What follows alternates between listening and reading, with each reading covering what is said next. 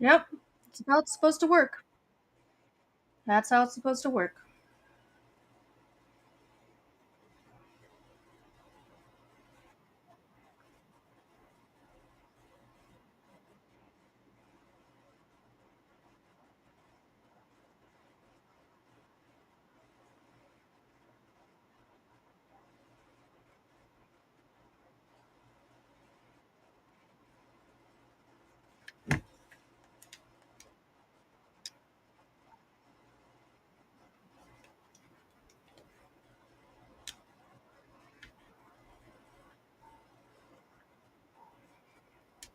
It's still coming soon.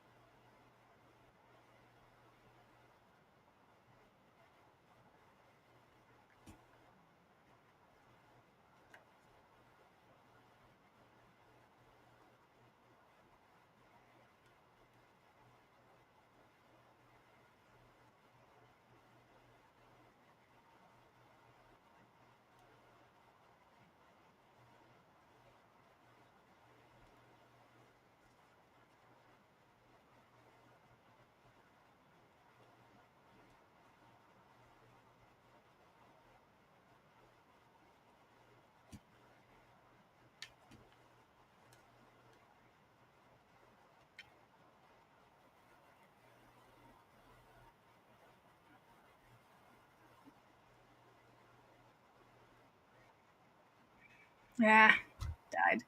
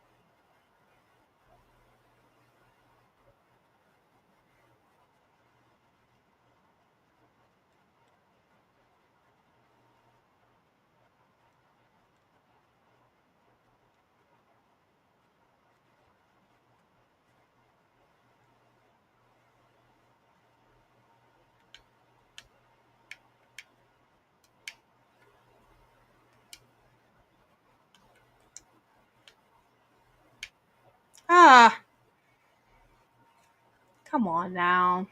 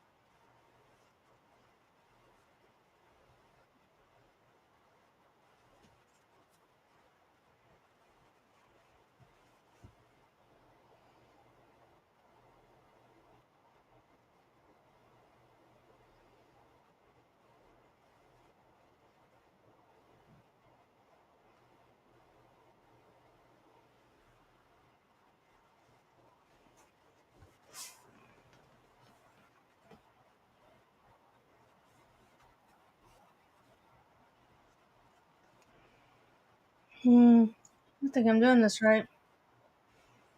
Don't think I'm sharing the sound. Damn it. I'm live all this time and no sound.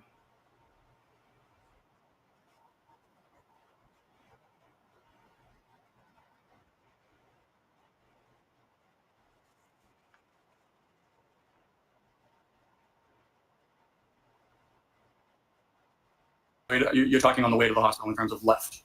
When we left. Well, before you left. He meant before you left the scene. Okay, no, I'm just trying to clarify. Okay, same conversation, Mr. Whitley. I'm not So, trying to trick you. Mr. Yannetti, he just asked for a point of reference. It's clear. No go. Understood. And Mr. Brennan said, can you share with the jury what those conversations were about? And your answer was, so we were talking, she was upset. She kept asking if there was any chance her husband could be alive, even sitting outside in the snow without any coat for many hours. Do you recall that answer that you gave yesterday on direct examination? Yes. And that was the first time that you mentioned that she said, supposedly, or asked supposedly, about him sitting outside in the snow, correct? I was just using phrases generally speaking. Not my question. I wasn't at that point I was paraphrasing. I was not speaking verbatim to what she said. Let's try that again. That was the first time that you mentioned that she claimed or asked that he was sitting outside, correct? It could have been sitting, laying, being. Let's try it a third time. So Was that just ask the question, not let's try it. sure? Let's try it. Was that the first time that you testified under oath that Ms. Reed said or asked about him sitting outside? Are you asking me to clarify whether she used I'm the not word asking sitting? you to clarify anything. I'm asking you whether that was the first time yesterday during direct examination that you mentioned that she asked about him sitting outside.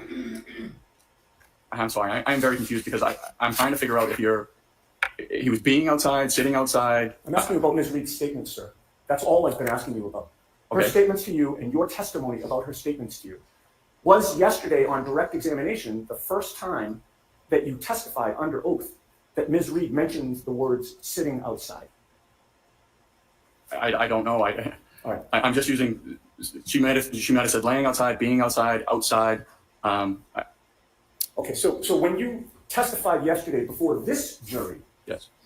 that she mentioned the words sitting outside, you're now saying that that might not have been accurate, correct? It could have been a different word. Okay, but you didn't say it could have been a different word yesterday. You just left it as sitting outside, correct? Yeah, that's what I said. Sitting. All right, so now we get from the grand jury with many hours mentioned to questions about many hours to sitting outside to let's talk about what you said on cross-examination. I object. Okay, the objection sustained. Sure.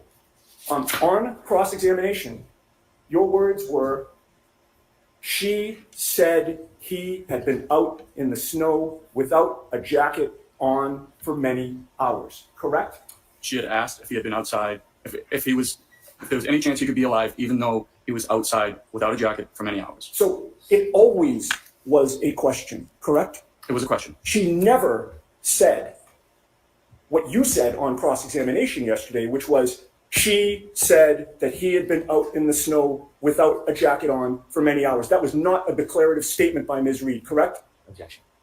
I'll allow that. Was that a declarative statement by Ms. Reed?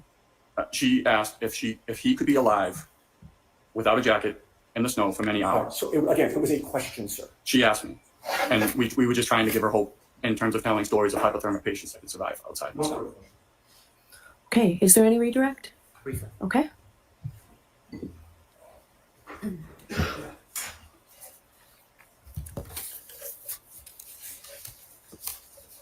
When you were called to the grand jury, was the testimony as in-depth and as long as it is in front of this jury? No, not even close. When you're recounting your memories of what happened, do you memorize word for word what you've said in the past? Objection. As to that form, it's sustained. When you're recounting the past, do you record your statements personally? Objection. I'm going to let that word. Do you record your statements? No. Next question. When you testified in the grand jury, page 90, line 15, and you said the defendant told you, I'm upset if he dies, I want to die. And then you later testify last year, and you said, if my husband dies, I want to die. Do you notice the little differences between those phrases? I do. Is that you making up words? No.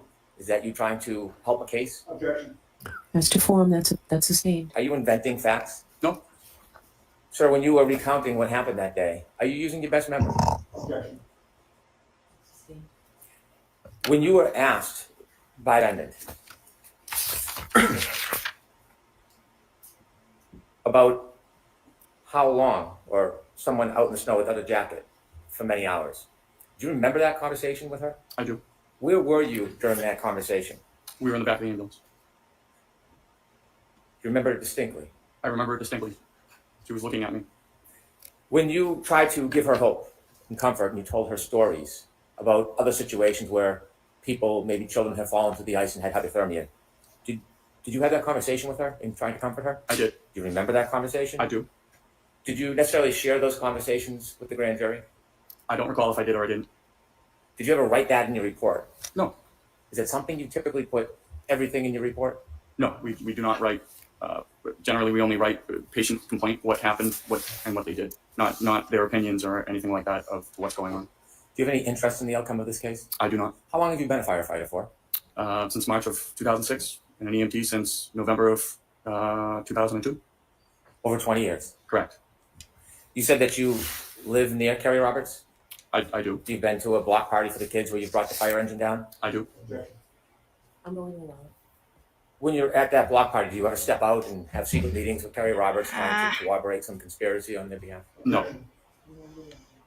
No. Put your career on the line? Objection. No further questions. Any follow-up, Mr. Yannetti? No, Your Honor. All right, Firefighter Whitley, you are all set.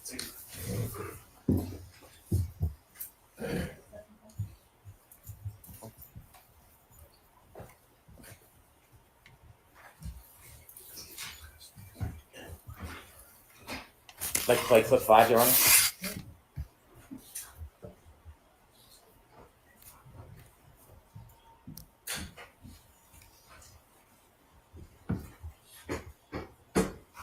And his mother leans over the kitchen island and says to me, I think it looks like he got hit by a car. It looks like he got hit by a car. All right, who's your next witness, Mr. Brennan? Next witness is Jean DeMoulis.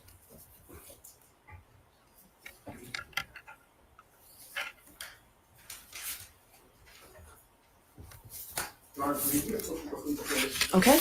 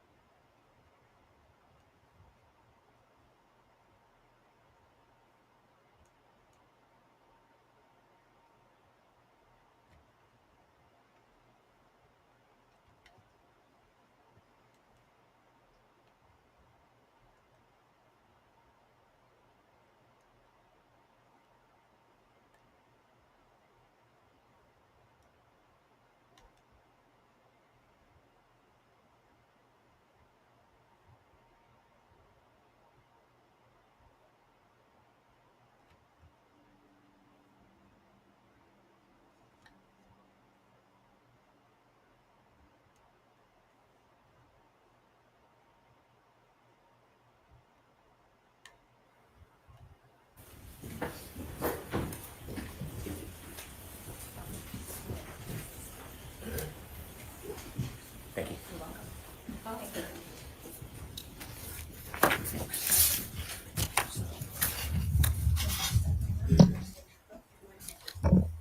You solemnly swear the evidence given to the court and jury in the case now hears the truth, the whole truth, and nothing but the truth, so help you.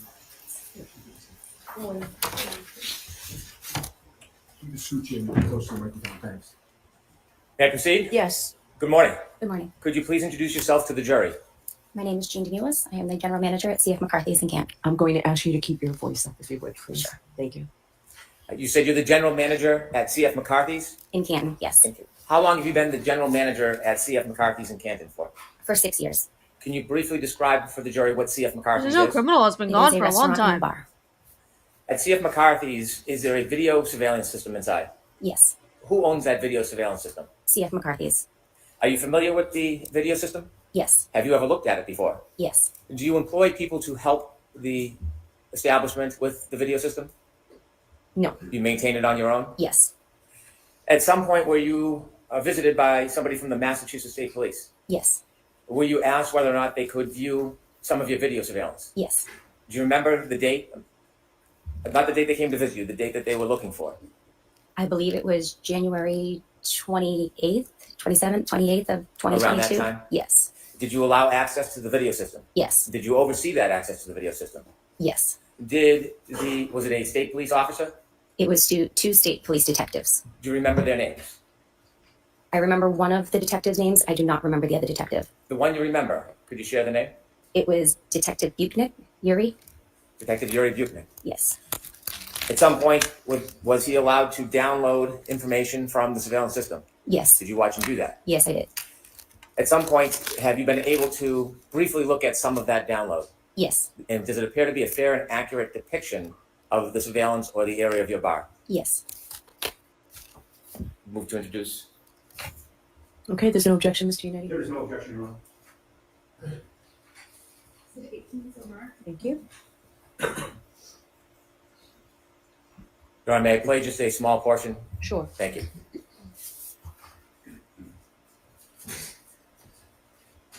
Ma'am, I'm going to show you just some random shots from this video, but I want to know if you recognize it.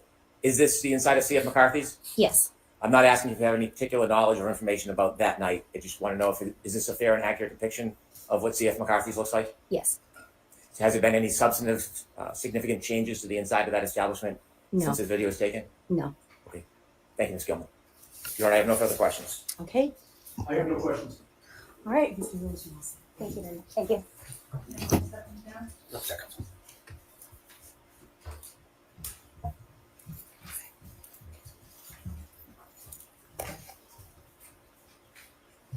Your next witness, Mr. Brennan. Thank you. Bridget Meehan.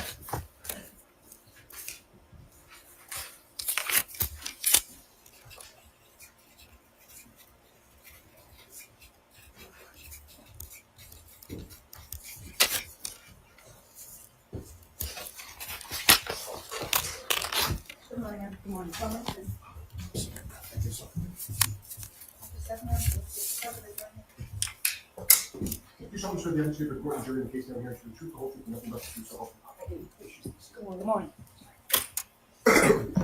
May I proceed? Yes. Good morning. Good morning. Could you introduce yourself to the jury, please? My name is Bridget Meehan. Where do you work? I work at the Waterfall Bar and Grill in Canton. The name maybe tells us a little bit about it, but could you just share a couple lines of what the Waterfall Bar and Grill is? It's a small family-owned business in Canton. It's in a mixed condo complex. Are you involved in the ownership of it?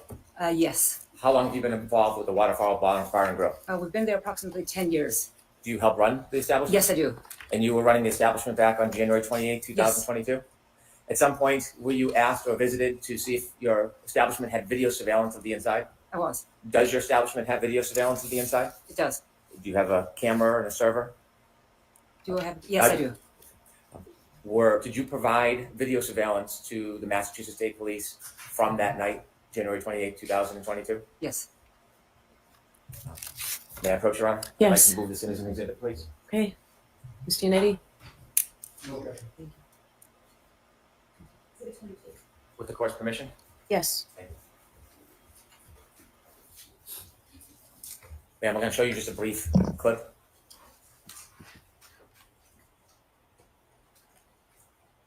Okay, stop, please. Do you see that video? I do. Does that depict the inside of McCarthy's? No. I'm sorry, the waterfall? Yes. I'm trying to switch establishments on you. Back on January 28, 2022, does that look the way it looked then? Yes. Has there been any significant changes inside since then? No. Thank you. I have no further questions. I have no questions. All right, Ms. Meehan. Thank you. And I'll put that one down.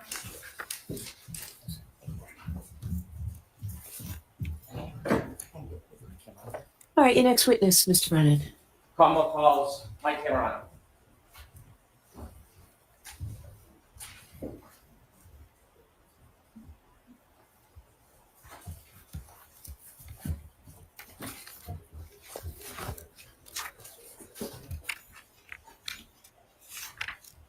Wow, come on.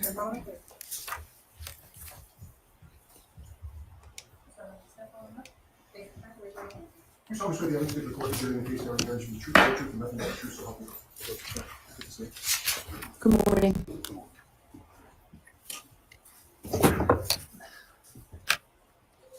Yeah. Please. Good morning, sir. Good morning. Could you please introduce yourself to the jury? Hi, good morning. My name is Michael Camerano. Mr. Camerano, can I ask how old you are? I'm sorry. Spell your last name. Camerano. And so if you could either move the microphone down a little bit or speak up, or maybe a combination of both, please. Okay. Thank you. Thank you. Could I ask you how old you are? 48, Where do you live? Canton, Mass. How long have you lived in Canton for? Me and my wife have lived there for 20 years. Me and my wife have lived there for 20 years. We have 2 children. How old are your children, sir? My daughter is 17. My son is 14. Did you know John O'Keefe? Yes. How did you know him? I met John for the first time at his sister's. They had a benefit for his sister in 2013. I met John there for the first time. Then years later, our kids got involved with sports together, and they became very close. As they became close, I became very close with John and his family. Was your daughter close with John's niece? Yes. Was your son close with? Yes. Did you spend a lot of time together through sports and socially? Yes, we did. Oh man. I want to take Dying you a lot forward to this January time. 28th of 2022. Okay. Do you remember that day? Yes. Had you, without any discussion of what might have been said, did you have any discussions with John that day? Yes. Did you have a plan? Yes, we were communicating. At some point, did you decide that you were going to spend some time or go meet John? Yes. That Friday, my daughter and his daughter, they got acceptance letters to school. So we wanted to get them together so they could enjoy the time together. And, just, go over like how it'll be so much fun, something new, different. Yeah, so we were going to meet up after I got out of work. Was your daughter planning to go to a new school? Yes. Where? Bishop Fan, And how about his niece? same. They both got accepted to They the both same got school? accepted to the same school. Was it a celebratory mood? Yes. Did you have a plan to bring the children together so they could celebrate? Yes, we did. And then separately you were going to meet John and celebrate? Correct. Where did you drop your daughter off? I dropped my daughter off at John. I went into John's. I was at the house with John and the girls, and we had a little celebration. Talked about how nice it's going to be, fun, change, different, meet new people. And you celebrated at John's house before you went out? Correct. After the celebration with your children, did you and John leave? Yes. During that celebration, was there anybody there other than you, John, and your 2 daughters? No. No. Karen was not there. Was there anybody else there? No, just the 2 girls, myself and John. What was the weather Oh, like? that was rough. That was a rough one. It was cold. Man. It was not Yeesh. snowing yet. Was there an expectation? for Yes, the there's next an morning? yes, What was that? that there was going to be a big snowstorm coming in. A storm was coming. Yes. All right, guys. Sorry, I'm back. When you left. Had to get the About dog time. all situated. John, or did you leave together? About time you're back. No, we left together. John got in my car, and we were leaving. We're going to leave. Where were the girls? The girls are in the house, stayed in the house. They were staying at John's house? Yes, correct. Where did you go? We went to C.F. McCarthy's. When you got there, did you know anybody who was there other than you and John? At that time, no. Did you spend time at C.F. McCarthy's? Yes. Were you drinking? Yes. Was John drinking? Yes. Alcohol? Yes. How long were you there for? A couple hours. While you were there, did anybody come and meet you that you knew? Yes. Who? A friend. And then Karen came in. The friend? Yes. What was the friend's name? Kurt. And then how long after you first got there was it that the defendant arrived? I would like to say within an hour, so not 100% sure. You said back home it was a celebratory mood. Was it still a celebratory mood at McCarthy's? Yes. When the defendant arrived, did she spend time with you and John? I talked briefly to her, and her and John were mostly talking. We're dog watching. You didn't see any issues? No. It was. By the way, hello, normal night, Shree. Seemed to be, yes. as far as you could see. Yes. And you saw John drinking. Yes. Did you see the defendant drinking? I saw her with a glass, yes. Did you leave at the same time that John left? No, I did not. When you left, was John still at the establishment? Yes. When you left, was the defendant still with him? Yes. Why did you leave? I left because I got a phone call. My son was playing hockey in the backyard, and he got hit with a stick and lost his tooth. Where did you go? I went to my son's friend's house. Do you know about what time that was when you went to see your son? I would like to say 9:30, between 9:30 and 10. You didn't go back to McCarthy's that night, did you? No, I did not. After you helped your son, where did you go next? I went to pick up my daughter Madeline Did you go? at John's house. Did you go in John's house? No, I did not. When you got to John's house, did your daughter come out? No. We went to the side door. Yes, and rang very the door. Boston Then what statement. happened? And then my daughter came to the door. Where'd you go? From there, we left and went home. When you went home, had the weather changed at all? It was cool. It might have been flurrying at that time. No accumulation. No. You got home? Yes. Did you do anything significant when you got home? Put the kids to bed, my son, and no, I went to bed. What's the next thing you remember happening? Waking up to, I missed some phone calls Who were the missed phone calls from? my wife and Karen. What did you do? I called my wife. After speaking to your wife, what did you do? I got in my car and drove to John's house. About what time was this? In between maybe 5 and 6 a.m. What was your mood at that point? I was panicked Why did you go to John's house? because I went to get Kaylee. Did you know if she was alone? Yes, How long did it take you to get to John's house? maybe 5-7 minutes. When you get to John's house, what do you see? I pull in the driveway. I see that the garage door is open. I go in through the garage door. I don't know if Kaylee was standing there. If the door, she came out the door, and I asked her, if she needed anything, she could get in my car and stay warm. When you first saw Kaylee, what did she look like? She looked distraught. Did you try to help her? Well, I think I just said everything will be okay. Did she come with you? Yes, Where are you going? to my house. So what happens? So we go to my house, and my daughter's up, and the two girls they were hanging downstairs, just hanging out, just being kids. And then I don't know, a couple hours later, maybe Paul called me and asked me to bring Kaylee home. Did you know anything at that point? I did, yes. You did or didn't? At that point, I did when Paul had told me. So what do you do?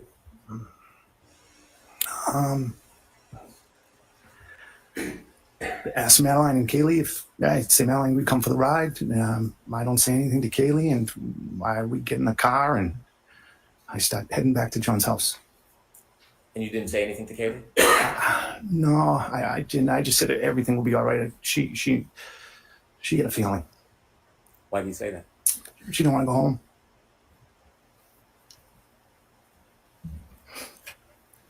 So what happens next? So I pull in the driveway, and I remember Paul and Papa standing. I think they were standing at the side door, and we just embraced. Did you stay? No, not long. No, Did you go back? I was to the house. I went back to my house. Did you go back to John's house? I did the next day. Yes, I was there. When you went back, were there people there? Yes, Many? there was people coming and going. Thank you. I have no further questions.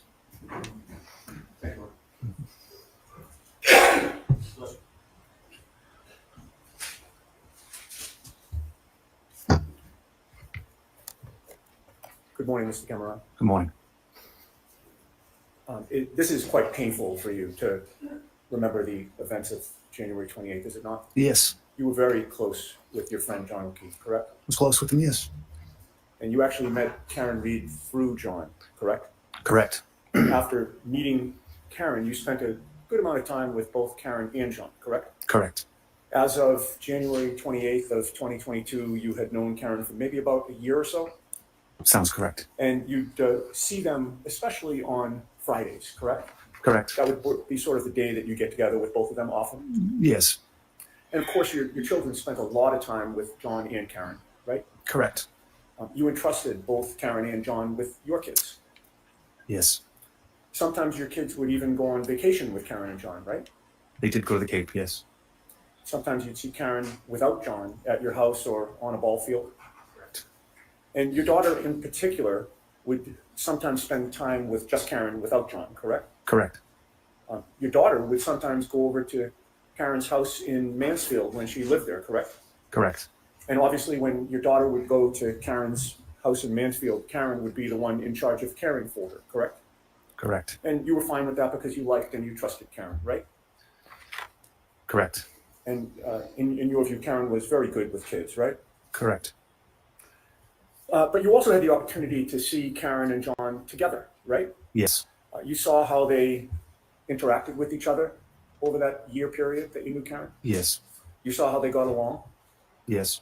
And you never observed any arguments or bickering, correct? I mean, they argued and bickered. You had previously testified that you wouldn't even call it arguing, you just call it banter, right? Yes. I mean, he would, I mean, no, he would get upset or like over if she bought expensive things for the kids. Right. Yes. Yes. We will get to that. That would be the one thing that John would complain about, Karen buying like very nice things for his niece and nephew, right? Correct. Or he'd complain if Karen was taking his niece and other girls to get their nails done. Okay, real quick, I wanted to answer this real quick. Look, Nav, you've been here. It's good to see you, man. It's been a little while. You asked a question a little earlier, and I don't remember seeing. Yeah, you said this. Also, like I said, it's good to see you. You're asking a question. What's the purpose of this witness? He is a friend of John's, and part of this is just to show like how him and Karen conflicted and clashed, and part of it is to show like there's reason that him and Karen weren't getting along, and that she killed him. That's the main reason this stuff is going on here. So,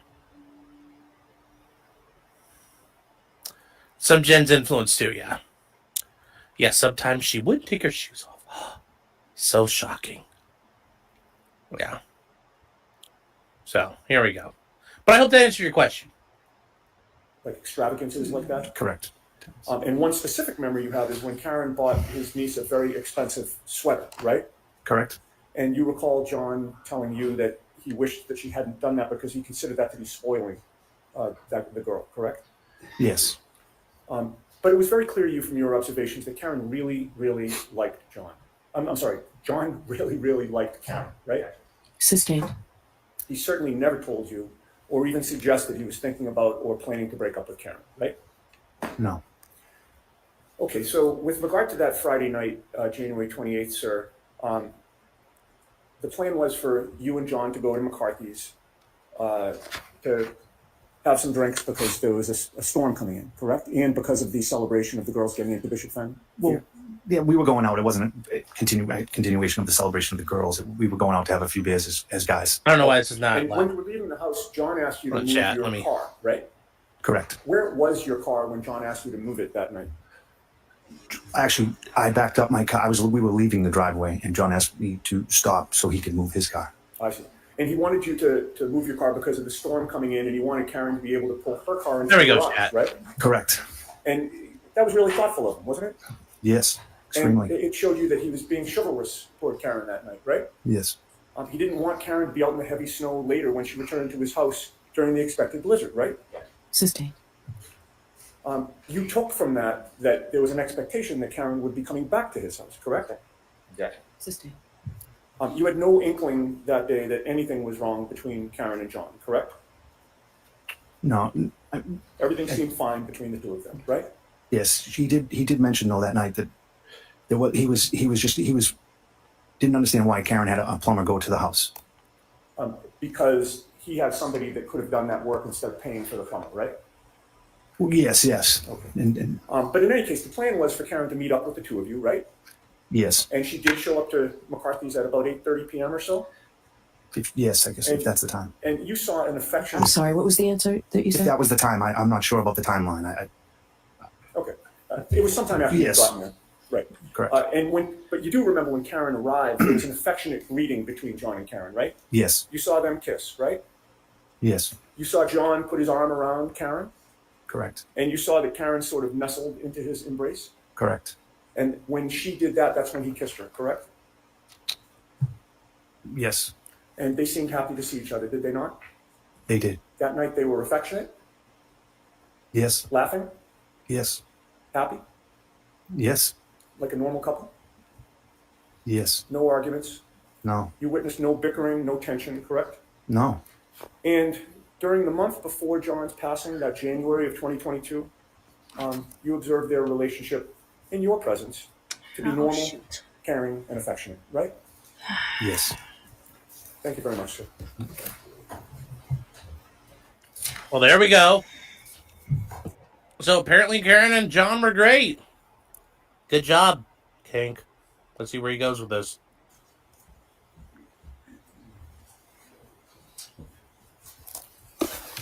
You were asked a number of questions about Have to have water. the relationship Hot between here. John and Karen that night. Do you know what was going on behind closed doors other than what you saw? I'll allow it. No. Do you know whether or not they texted each other that day? No. That day, no. Do you know whether or not there was any arguments that day? I'll allow it. Not to my. No. I don't know if they were. Well, I don't know if they were arguing over the plumber situation. I Do you don't know if there's any vulgarities that day? No. Do you know if there's any vulgarities that night? No. Not to my knowledge. Do you know whether or not John was trying to end the relationship with Miss Reed? Do you know that, sir? No.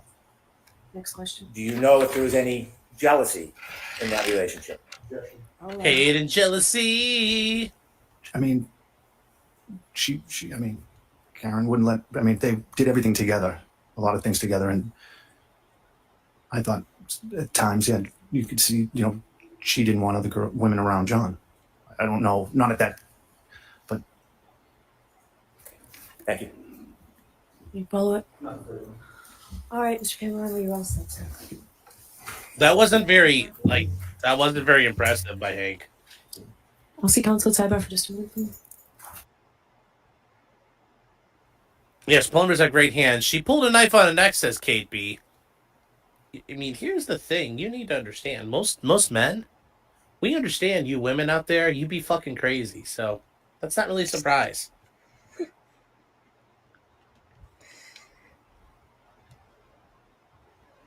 Now, if Karen had Puerto Rican heritage in her blood, that would make even more sense. But a woman pulling a knife is not out of this world. It's not out of this world. Did Karen have any friends? It doesn't seem like she did, especially not in this circle. She tried to make friends with John's friends, and John's friends didn't like her. Let's see here. Rob, I'd make sure I cover this. Rob for 30 months. Thank you for that support. That's crazy numbers, but I love seeing them. Guess that's a humbling thing. Losnab saying, it's good to see you again, saying, our company got bought by the competition and we had to transfer everything. Well, hopefully you still have a job. Hope they didn't downsize you or something. It's good to have time to watch your streams. Finger red #1. Well, I'm glad you got something to do while you're waiting for data to transfer.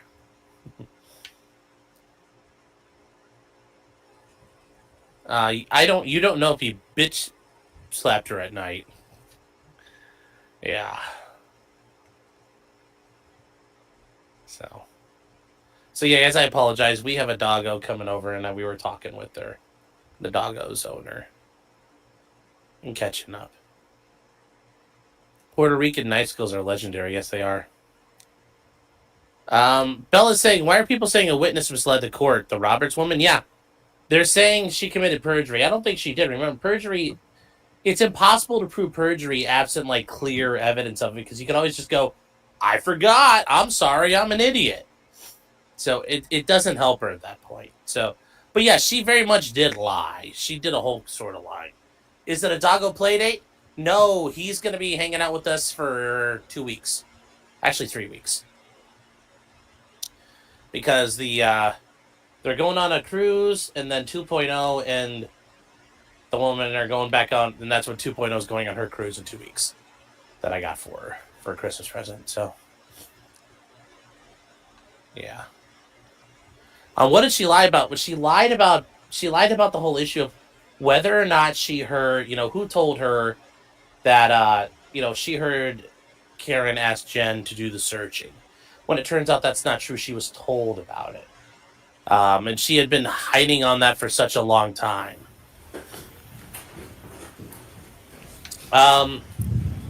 Darcy, would I let my client go up to a sidebar? I don't think so. But this is also a little bit different of a situation. There's also the issue of a sidebar. If I have a client who's in custody, that's definitely not happening. Even if the client's in street clothes and stuff. So it all depends. I think there's ultimately some courts allow it, don't allow it. I think it helps that Karen's not like some mean lady, or she looks like it was, like she's accused of killing somebody with her bare hands. And I think overall there's a lot to that one, but I'm not sure. Miss Kate says, nice present. Yeah. I've been putting stuff away for a little while, and it was hard to hide it. But I did. Apparently 2.0 never knew about it. So that was the beauty of it all. But yeah, she basically lied about it. She was putting her story together in a way that didn't make sense. And her and Jen sat there and put stories together. Now you can hear the big dog barking. Eventually I'll ask him if I call for him, he'll come in here. And hold on, let me see if he'll come here. Louie! I don't know if you guys will see him. Come here, bud. Come here. There you go. You can kind of see him. You can see him wandering around the back. So, yes, we have Louie now. No. So, all right, but it's time to go. It is time to go, chat. Here we go. Let's get back to this. You saw tail. That whistle made your dog look at you funny. Louie emoji win? I don't know. Maybe we'll get a Louie emoji going for you guys, chat. So anyways, here we go. May I? Please. I'm going to recall Nick Garino. Okay. Shrupa Garino. No, we had to put up... Oh, no. We put the peens away. The peens are all put up. No peens for the next couple of weeks. Oh no! The dog will be peenless! We're not exploiting the dog for clout.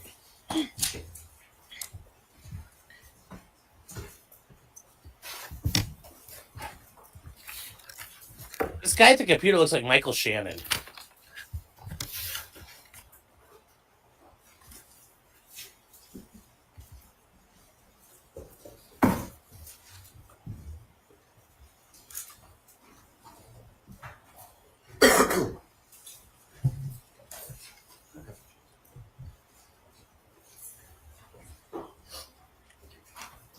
Please.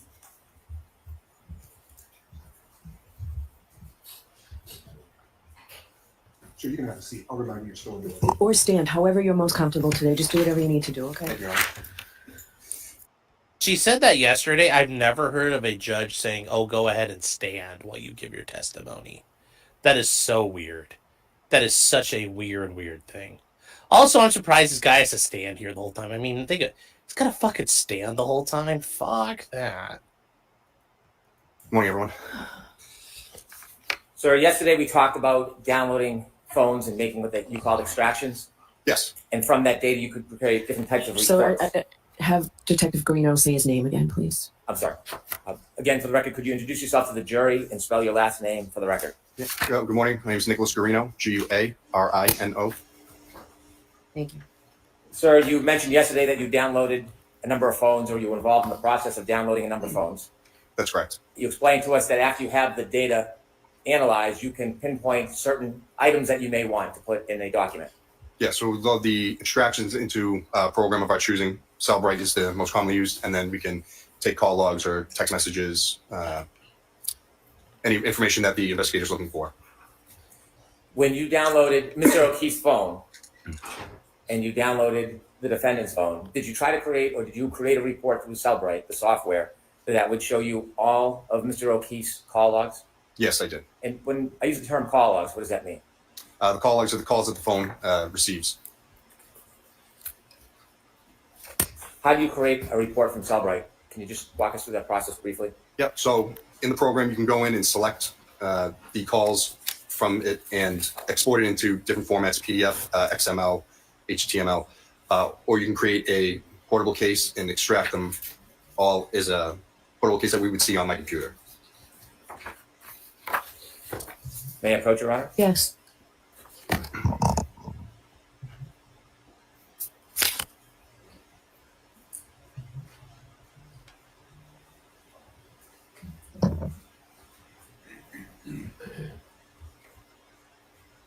Showing you a document, so each call logs, do you recognize that?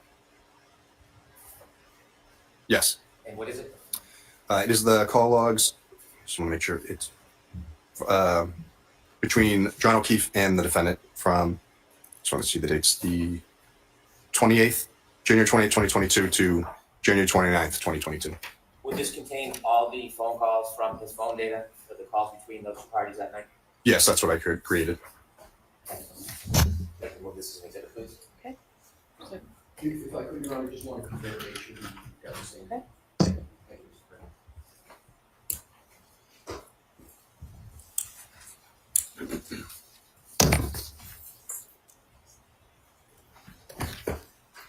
Thank you, Mr. President.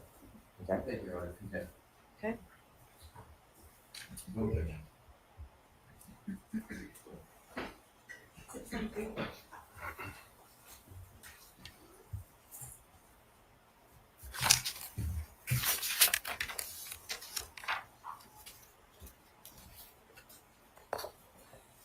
You captured all of the phone calls between two parties on that last document. Can you also do that with chats? Yes, that's true. And did you do that in this case? Yes, I did.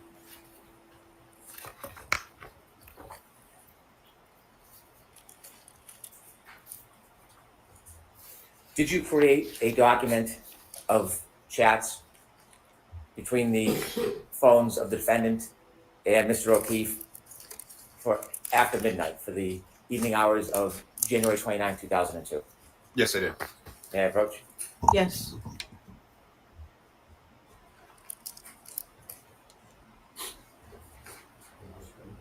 You recognize that document, sir? Yes, I do. And can you tell us what that is? These are the texts from the defendant to John O'Keefe. Yes. For January 29, 2022? Yes, that's correct. I'm sorry. I move this as an exhibit, Your Honor. Okay. No objection, Your Honor. Thank you.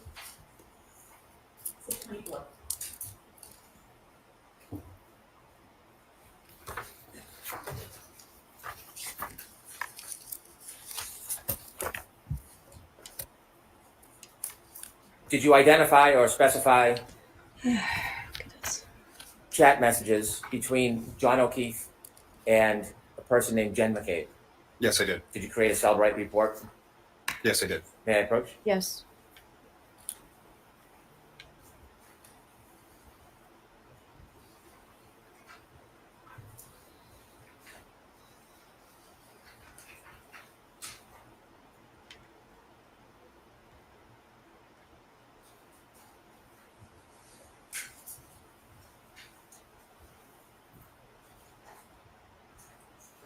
Can we have just a brief moment, please? It's side by? No. Just the two of them? Compare the voting hand. Yes, go ahead.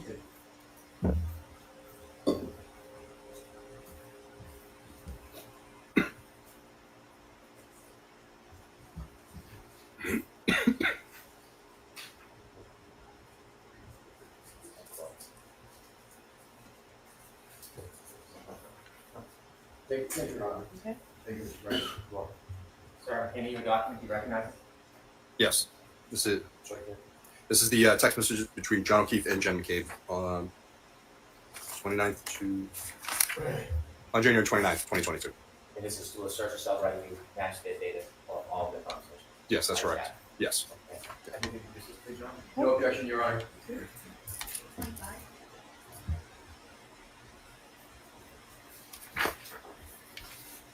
Similarly to the chats, did you do the same with calls between Mr. O'Keefe and Ms. McCabe?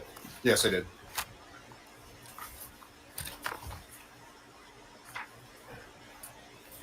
May I approach, Your Honor? Yes.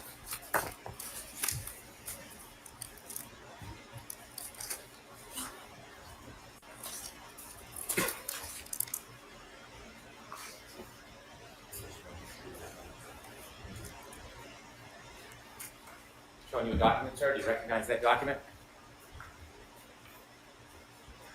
Yes, this is the call log between John O'Keefe and Jim McCabe for, just want to make sure I get all the dates correct, just for January 29th, 2022. Good evidence, Your Honor. Okay. No objection, Your Honor. 26.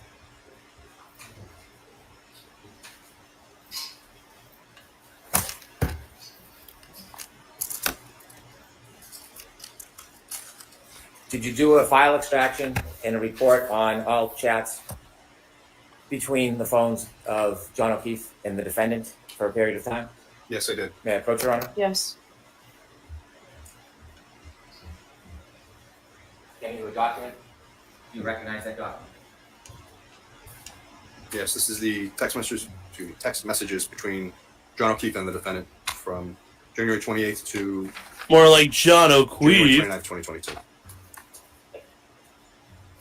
Do I move this into evidence? Okay. Mr. Lessie? No objection, Your All Honor. right. Yes, Joe. Joe, the way it works here in America, generally it's the people from your county that you're in is where they try you. So for they're in Norfolk County or Norfolk County, Massachusetts. So all the people there are going to be from Norfolk County. There might be times where you're in judicial districts and you might have a wider sampling, but generally it's from the county you're in, or for example, over in Britain, it'd be your shire. So like, Lancastershire, that would be where they come from. Like it'd be the people in your county. So that's where it would. Yes. Norfolk. Yes.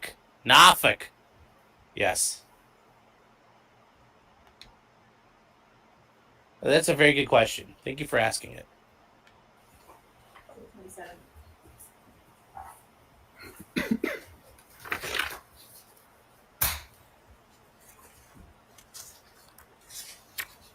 Did you have an opportunity to make a report from some of the data from the defendant's phone from January 29, 2022? What are you referring? I did make some reports from the defendant's phone. What's a call log report? Again, the call log report is the calls that the party makes to another phone. So it's going to show everyone they've called or attempted to call.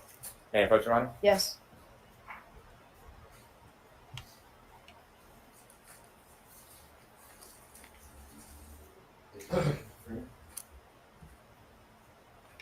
So I'm going to ask you to take a look at this document. Do you recognize it? Yes. And can you tell the jury what it is? It's the call log from the defendant's phone for January 29th, 2022. It looks like everyone's she called. Introduce this as an exhibit, please. No objection, Your Honor. Thank you. 28. What we just introduced into evidence is the entire call log of calls to anybody and everybody to and from for that period of time. Yes. That's fair to say? Yes, that's correct. And then can you further isolate calls between just two parties? Yes, you can. You can search by phone number or name. And did you do that with the defendant's records for some parties? Yes, I did. Did you isolate Right, phone we're calls making between some nice the little defendant and headway Mr. here. McCabe for the evening of January 29, 2022? Yes, I did. May I approach? Yes.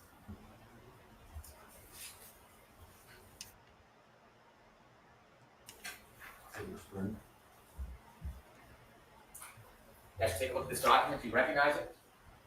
Yes, I do. What is it? It's the phone calls from the defendant and Jennifer McCabe, January 29, 2022. Thank you. Your Honor, I'd like to move this into evidence, please. No objection, Your Honor. All right. Thank you. 29.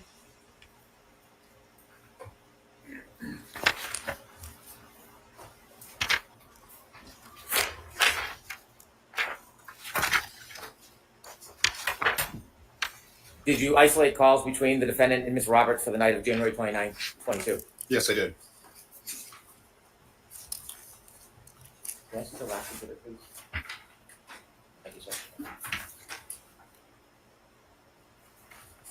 I asked you to take a look at that document. Do you recognize it? Yes, I do. Could you you share with the jury what it is? Yep. It's the call logs between the defendant and Kerry Roberts for January 29th, 2022. That's a report you created. Yes, it is. Your Honor, listen to evidence, please. No objection, Your Honor. Okay, thank you. Now, chat, some of you might be wondering, why aren't they doing anything about this? There's nothing to do. The records are authentic. They are what they are. So, some people have asked me, why don't they object all the time? There's nothing to, you could object, but there's nothing to object to. They've laid the proper foundation. These are things taken off John's phone, and they are communications between John and Karen. So, they're fair game. So, yes, the chief of police for Canton, Massachusetts did resign today. Wow. Totally not related in any way. Did you have an opportunity to isolate and produce a report for all chats between the defendant and Ms. Roberts for the night of January 29, 2022? Yes, I did. May I approach, Your Honor? Yes.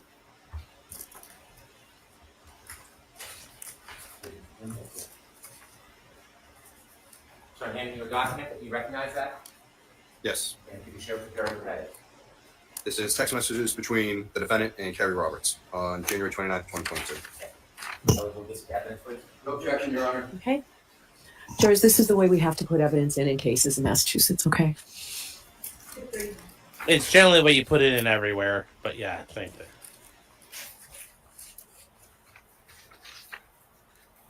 So do you have an opportunity to identify a text message or a chat between the defendant and a person by the name of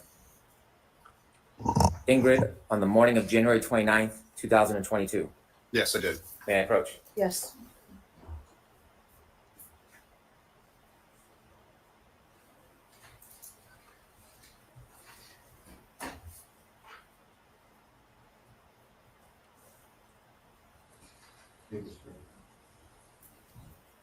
If you look at this document, do you recognize it? Yes. Tell the jury what that is. Yes, this is a text conversation between the defendants and looks like a group chat between Ingrid Curtis and Bill Curtis. Did you make that report? Yes. This is on January 29, 2022. Thank you. We'll get some evidence, please. No objection, Your Honor. Thank you.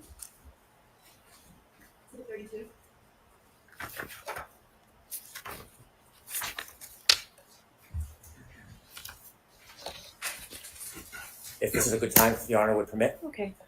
Jurors, what we're going to do is we will take our morning recess now, and we'll take 20 minutes to half an hour, and we'll see you then.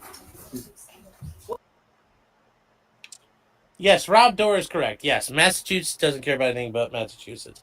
And yes, this is a typical way, though, you would introduce all these messages. They're going to introduce them all and then go through them all at once. And that makes more sense from a presentation perspective, that you can go set of messages, set of messages, set of messages, set of messages, set of messages, blah, blah, blah, blah, blah, blah, blah, blah, blah, blah, blah, blah, blah, blah, blah. No, you just go boom, boom, boom, boom, boom, boom, boom. So what they're doing makes perfect sense. That's how I'd want to do it too. That is how I'd want to do it as well. So, Skank Brennan is not doing anything wrong yet. Hank! Hank, no! Don't open the door, Hank! No! About time. All right. That's a long break. Jeez. All right, here we go, chat.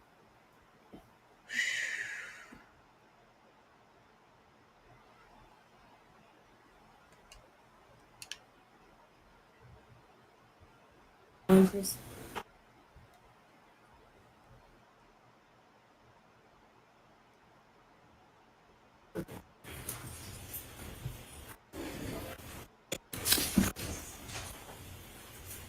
An envelope. Do you know what's in that envelope?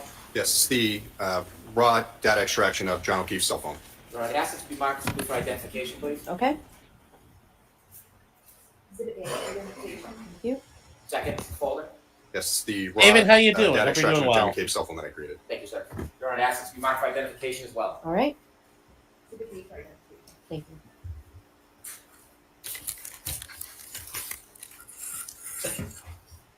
Trooper, you shared with us that you downloaded the extraction of the phones that you identified and you made reports based on specific David, I just identified feel like features. if For you're example, a interested, conversation you're between two available. people.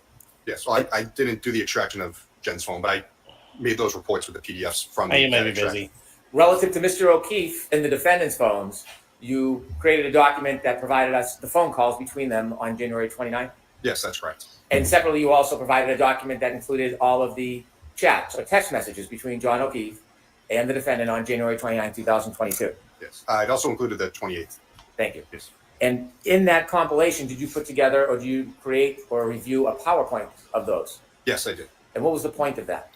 Just to show the texts and calls in a chronological order, because that way you're not looking at two different documents trying to compare and contrast the calls to text messages when each is coming in.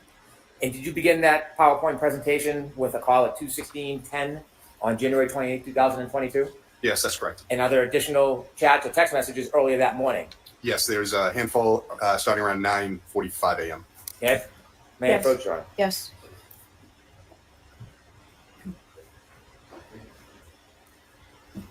Handing you a folder, sir. You take a look at it. Let's know if you recognize within it. Yes. So this is the bulk of this is the PowerPoint calls and text messages, and at the beginning there's the messages think I from can before resurrect 2:16 anymore. in the morning. I'd like to introduce this as an exhibit. Phew. No objection, Your Honor. Alright. We need to collect all that, so we're gonna exit. For permission, I'd ask the witness to read the text messages from the morning hours, and then we begin the PowerPoint presentation. Okay. Do you have a hard copy of those for me? That's the other thing. New Jersey don't like tons of unnecessary All right, I objections. have, it's in here, the pre-morning hours. The ones that we discussed at sidebar. If you don't have them, Yes, thank you, That's Boosh. to you, Your Honor. thank you. Just don't log out. Keep the watch Sorry. going, Thank you, chat. Mr. Hill. If you're gonna leave. Okay, thank you.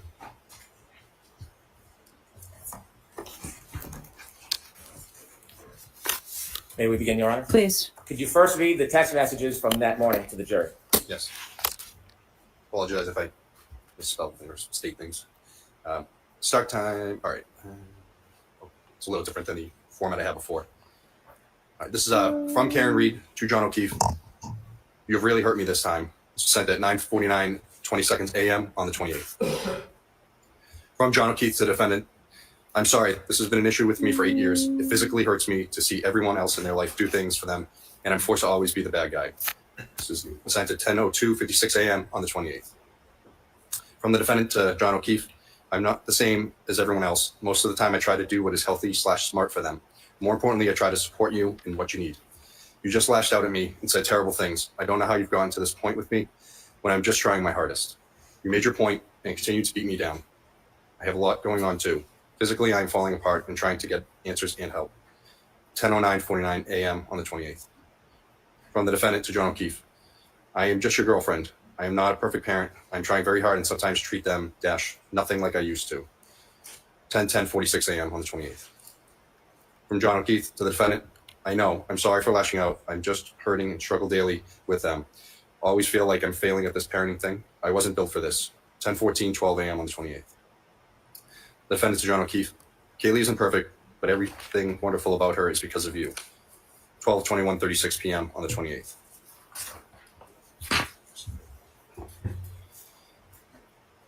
From John O'Keefe to the defendant, an emoji is sent at 12:21:59 on the 28th. From the defendant to John O'Keefe. It's true. I know she's her mother's daughter, but she wouldn't be so bright and successful if she lived with anyone else. 12:22:51 p.m. on the 28th. From the defendant to John O'Keefe. Wow, Kristen just sent 2 back-to-back messages to not lose your faith in the kids. 12:31:28 p.m. on the 28th. From the defendant to John O'Keefe, or in yourself, at 12:31:41 p.m. on the 28th. From John O'Keefe to the defendant, there's 2 emojis sent at 12:32:06 p.m. on the 28th. From the defendant to John O'Keefe, no, and there's 2 emojis. Life can pick you up sometimes. Please be happy with them and put away your frustrations for the rest of the day. And be so proud of yourself, JJ. And that's 12:33:35 p.m. on the 28th. From John O'Keefe to the defendant, that's what bothers me more than anything. Should have sent Peg's or Sarah's W-2s. We are all equal guardians. 1:18:21 p.m. on the 28th. I don't see how having him just going blah, blah, blah, blah, blah. Having heard Karen talk now through these video clips, they should be posting those to be read. I don't know why they're just having him read them. This isn't very helpful, especially with his just like do voice. So this is a waste of time, Hank. To John O'Keefe, maybe you can call someone. 1:21:55 p.m. on the 28th. From John O'Keefe to the defendant, like who? 1:46:42 p.m. on the 28th. From John O'Keefe to the defendant, what time are you coming here? 1:47:38 p.m. on the 28th. From John O'Keefe to the defendant, it's another emoji sent. 2:05:30 p.m. on the 28th. From the defendant to John O'Keefe, I don't know what time. Feel kind of out of it. Just trying to clear my head. 2:06:07 p.m. on the 28th. From John O'Keefe to the defendant, he writes, okay. 2:06:25 p.m. on the 28th. From the defendant to John O'Keefe, text me when you guys settle in later. 2:06:44 p.m. on the 28th. I was thinking about buying something. From John O'Keefe to the defendant, sure. I was thinking about buying this. 2:06:58 p.m. on the 28th. From the defendant to, oh, no, it's cut off, yes, sir. May I approach, Your Honor? Yes. That must be with Sorry, help if I take it out of the bind. I believe it, yeah, it goes to the next one, so I'll start. Yes, I'm sorry. With the court's permission, we'll begin the PowerPoint. Yes. I'll take a break for that for a while. Should I do it first? Okay. The phone call signatures. We'll start with the first slide.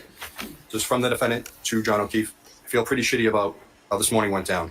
I know you said sorry, but it really stung, especially when I've been trying pretty hard lately. I feel like a loser turning around, just coming back over after everything you said. 2:16:10 p.m. on the 28th. From John O'Keefe to the defendant, not sure what you want me to do. He said, I'm sorry, and I was out of line. If you prefer to stay home, I totally get it. 2:17:16 p.m. on the 28th. From the defendant to John O'Keefe, things in my own life have been difficult too, you know. 2:17:33 p.m. on the 28th. From John O'Keefe to the defendant, I know. 2:17:40 p.m. on the 28th. At 2:17:45 p.m., the defendant calls John. The phone call is answered and they speak for 2 minutes, 22 seconds. 2:23:02 p.m., the defendant calls John. That's again answered. And they speak for 1 minute, 2 seconds. At 2:24:17 p.m., the defendant calls John and the call is rejected. From the defendant to John O'Keefe, tell me if you're interested in someone else. Can't think of any other reason you've been like this. 2:25:18 p.m. on the 28th. From John O'Keefe to the defendant, nope. 2:25:33 p.m. on the 28th. From John O'Keefe to the defendant, things haven't been great between us for a while. Ever consider that? 2:26:03 p.m. on the 28th. At 2:28:40 p.m., the defendant calls John. That call is rejected. Mr. Green, can you explain to us the difference between not answered and rejected? Yes, so if the call is not answered, that means the call rang out and goes to voicemail. If the call is rejected, that is someone actively hitting the send to voicemail button to disable the call, to stop it from ringing. From John O'Keefe to the defendant, kids are here, not in the mood to talk. 2:29:03 p.m. on the 28th. From the defendant to John O'Keefe, so you're not into it anymore. That's fine, but I don't want to keep trying and you keep treating me like this. 2:29:12 p.m. on the 28th. From the defendant to John O'Keefe, I'm trying to hug and kiss you this morning and you whack me in the face with a pillow. 2:29:59 p.m. on the 28th. John sounds like an asshole. The I'm not saying he deserved it, but I don't feel bad. Like, yeah, what about when we talk about the future? So why don't you just admit you're not into so much anymore? 2:30:23 p.m. on the 28th. From John O'Keefe to the defendant, not how it went down, but okay. 2:30:26 p.m. on the 28th. From the defendant to John O'Keefe, can you please admit your head is out of the game with us? 2:30:52 p.m. on the 28th. John O'Keefe to the defendant, sick of always arguing and fighting. It's been weekly for several months now. So yeah, I'm not quick to jump back into being lovey-dovey as you apparently. 2:32:28 p.m. on the 28th. At 2:32:47 p.m., the defendant calls John. That call is rejected. John O'Keefe to the defendant, OMG, stop calling. 2:32:54 p.m. on the 28th. From the defendant to John O'Keefe, then why would you start with me this morning? 2:32:58 p.m. on the 28th. From the defendant to John O'Keefe, you're setting me up to fail. 2:33:05 p.m. on the 28th.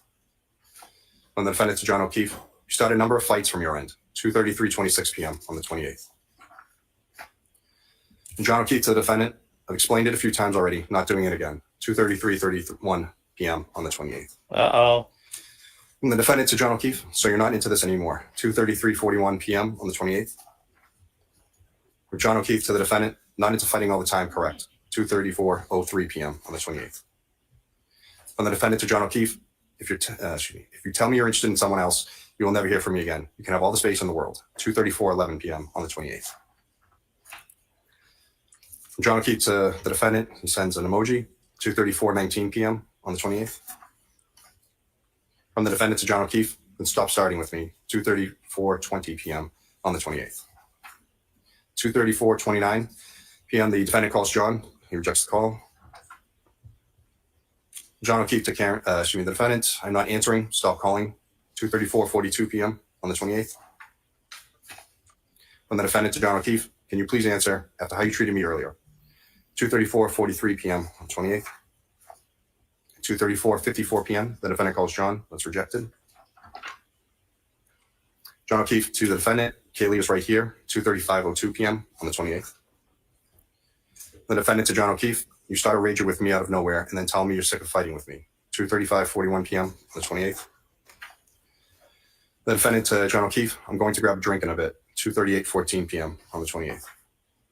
2:38:42 p.m. the defendant calls John. That call is rejected. The defendant to John O'Keefe, can you please answer? I mean, they also just sound like they're 2:38:52 both p.m. on the 28th. nutbags, too. From John O'Keefe to the defendant, no, Karen. Not sure why you need to announce that you're going. Not sure why you need to announce that you're grabbing a drink, but have fun. 2:39:46 p.m. on the 28th. From the defendant to John O'Keefe, seeing if you want to meet me later. 2:40:22 p.m. on the 28th. From the defendant to John O'Keefe, can you please call me? 2:40:32 p.m. on the 28th. From John O'Keefe to the defendant, have to take them to the doctor. He has practice. 2:40:55 p.m. on the 28th. From the defendant to John O'Keefe, yeah, 5 minutes. 2:41:17 p.m. on the 28th. At 2:43:01 p.m., the defendant calls John. It's not answered. At 2:43:45 p.m., the defendant calls John. The call is rejected. John O'Keefe to the defendant, my father just walked in. 2:43:58 p.m. on the 28th. The defendant to John O'Keefe, okay, can you please call me for 2 minutes? 2:44:14 p.m. on the 28th. John O'Keefe to the defendant, not right now. 2:44:23 p.m. on the 28th.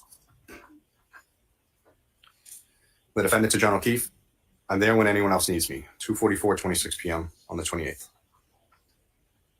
At 2:45:32 p.m., the defendant calls John. The call is rejected. The defendant calls Mr. O'Keefe. Yes, John, you gave me utter grief this morning. I'd like you to call me for amends. 2:46:16 p.m. on the 28th. The defendant to John O'Keefe, I've been trying to get over the hump with is arguing, and now you tell me you're not into doing things, and you don't want to fight weekly, but fly off the handle at 8 a.m. with me, like you're setting me up to fail. 2:47:08 p.m. on the 28th.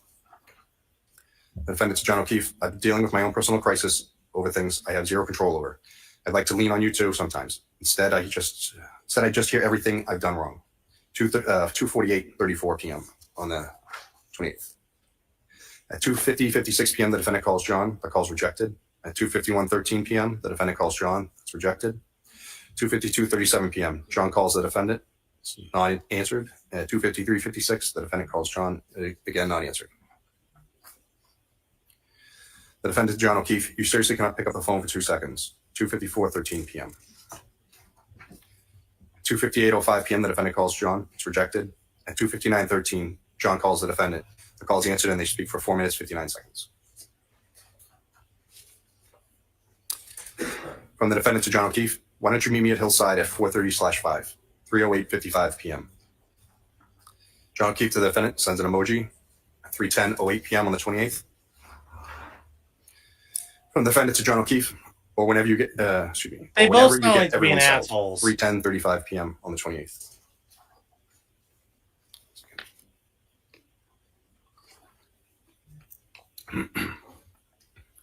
From John O'Keefe to the defendant, like I said, doctor now, and he has practice till 6. If you want me to go start, if you want to go, They're not start drinking, then go assholes, for it. Sean. They're good 3:36 boys who ain't 21 doing p.m. nothing on the wrong. 28th. The defendant to John O'Keefe, I didn't know the times of his practice. 3:36:40 p.m. on the 28th. From the defendant to John O'Keefe, I just want to give you space at the house without me there. So rather meet you out than meet at the house. 3:37:01 p.m. on the 28th. John O'Keefe to the defendant, yeah, well now there's a 72-year-old taking up shop on my couch. 3:37:36 p.m. on the 28th. The defendant to John O'Keefe, yeah, that too. 3:37:46 p.m. 28th. From the defendant to John O'Keefe, is he going to Collins? 3:38:23 p.m. on the 28th. John O'Keefe to the defendant, not tonight. 3:38:32 p.m. on the 28th. From the defendant to John O'Keefe, so do you plan on going out tonight? 3:39:01 p.m. on the 28th. From John O'Keefe to the defendant, Karen, I don't know. 3:39:17 p.m. on the 28th. John O'Keefe to the defendant, you're like jonesing to drink, so go. 3:39:43 p.m. on the 28th. From the defendant to John O'Keefe, okay, well, after how this morning went down, I don't think I need to be back over there with you get frustrated at how I am with the kids. Has nothing to do with drinking. 3:40 p.m. on the 28th.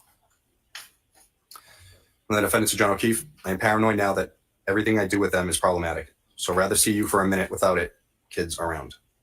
3:40:24 p.m. on the 28th.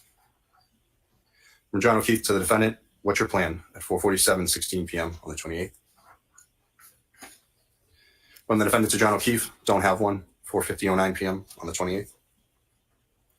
From John O'Keefe to the defendant, so still home. 4:50:26 p.m. on the 28th. The defendant to John O'Keefe, yes. 4:45 p.m. on the 28th. From John O'Keefe to the defendant, we just got home, waiting to see what Papa decides here, or else I have to get Patrick at 6. 4:59:45 p.m. on the 28th. The defendant, John O'Keefe, okay. 5:01:55 p.m. on the 28th. John O'Keefe to the defendant, so are you staying home or coming here? 5:02:23 p.m. on the 28th. From the defendant to John O'Keefe, waiting to see what you end up doing. I don't want to hang out at the house too much, like I said. 5:03:40 p.m. on the 28th. From the defendant to John O'Keefe, I think it's clear me around with the kids around is slowly killing our relationship, and our relationship is much more important to me. 5:04:16 p.m. on the 28th. John O'Keefe to the defendant, well, there's a blizzard coming, so we'll be inside all weekend. 5:04:19 p.m. on the 28th. The defendant to John O'Keefe, it will be over by noon tomorrow. 5:04:44 p.m. on the 28th. John O'Keefe to the defendant, don't think so. 5:05:27 p.m. on the 28th. Defendant to John O'Keefe, I don't want to keep having this constant conflict of the dynamic of the four of us. The harder I try, the more it kills our relationship as a couple. It feels like utter shit to be in that position. Rather just meet you out for drinks when you figure out what your night looks like. 5:06:45 p.m. on the 28th. John O'Keefe to the defendant, well, I have no idea what's going on, so do what you want. 5:07:34 p.m. on the 28th. John O'Keefe to the defendant, need to figure out what everyone here is doing. All I know now is Madeline is coming over. No clue about Patrick yet, or if Papa is planning on hanging it for a few more hours. 5:09:29 p.m. on the 28th. From the defendant to John O'Keefe, okay, well, when you know the story, and if you want me to come up, let me know. 5:12:36 p.m. on the 28th. John O'Keefe to the defendant, no, Karen, you decide what you want to do. 5:13:18 p.m. on the 28th. From the defendant to John O'Keefe, I know your heart isn't in this anymore. I felt it for a while, and especially lately. I'm willing to try more, but not if you approaching the point of indifference. If you want me to come up and you can head out for a while, then say so when you know what your father is doing. 5:14:23 p.m. on the 28th. John O'Keefe to the defendant, you come up and I head out. Really? Emoji. 5:15:48. John O'Keefe to the defendant, I've told you already, I don't bounce back as quickly as you do after we have a battle. 5:16:52 p.m. on the 28th. From the defendant to John O'Keefe, no, head out together with an emoji. 5:17:49 p.m. on the 28th. From the defendant to John O'Keefe, or meet out. 5:17:54 on the 28th. John O'Keefe to the defendant, gonna send Patrick to Collins tonight. They're picking him up around 7. Mike may hang out too when he brings Matt over. So why don't you just come over? 5:19:42 p.m. on the 28th. From the defendant to John O'Keefe, Mike doesn't want to go out for a bit. 5:20:20 p.m. on the 28th. From the defendant to John O'Keefe, I would like to, been a shit day from the jump, 5:20:33 p.m. on the 28th. From John O'Keefe to the defendant, probably 5:20:39 p.m. on the 28th. From John O'Keefe to the defendant, I just got sober an hour ago, 5:20:56 p.m. on the 28th. From the defendant to John O'Keefe, I'll text you, hang with Mike for a few. I don't need to butt in. Text me if/when you think you may head out. 5:25:12 p.m. on the 28th. From the defendant to John O'Keefe, can you send me Tim Zoll's contact info, please? 5:26:38 p.m. on the 28th. John O'Keefe to the defendant, I paid the last bill, 5:27:08 p.m. on the 28th. From the defendant to John O'Keefe, you didn't have to do that, thanks. 5:27:43 p.m. on the 28th. From the defendant to John O'Keefe, are you really not going to accept my friend request? 5:32:33 p.m. on the 28th. John O'Keefe to the defendant, an emoji on what, FB? 5:33:01 p.m. on the 28th. From the defendant to John O'Keefe, yeah, we've been going out for 2 years. 5:33:20 p.m. on the 28th. John O'Keefe to the defendant, I haven't gone on. You defriended me over a year ago, I believe. 5:33:48 p.m. on the 28th. From the defendant to John O'Keefe, Kerry texted that they're headed out in a bit. 6:05:29 p.m. on the 28th. John O'Keefe to the defendant, okay. 6:14:55 p.m. on the 28th. From the defendant to John O'Keefe, she's going to let me know where. 6:17:51 p.m. on the 28th. John O'Keefe to the defendant, so you're going to meet them. 6:18:12 p.m. on the 28th. From the defendant to John O'Keefe, just presenting it as an option. Wouldn't mind hanging out with them for a drink. 6:19 p.m. on the 28th.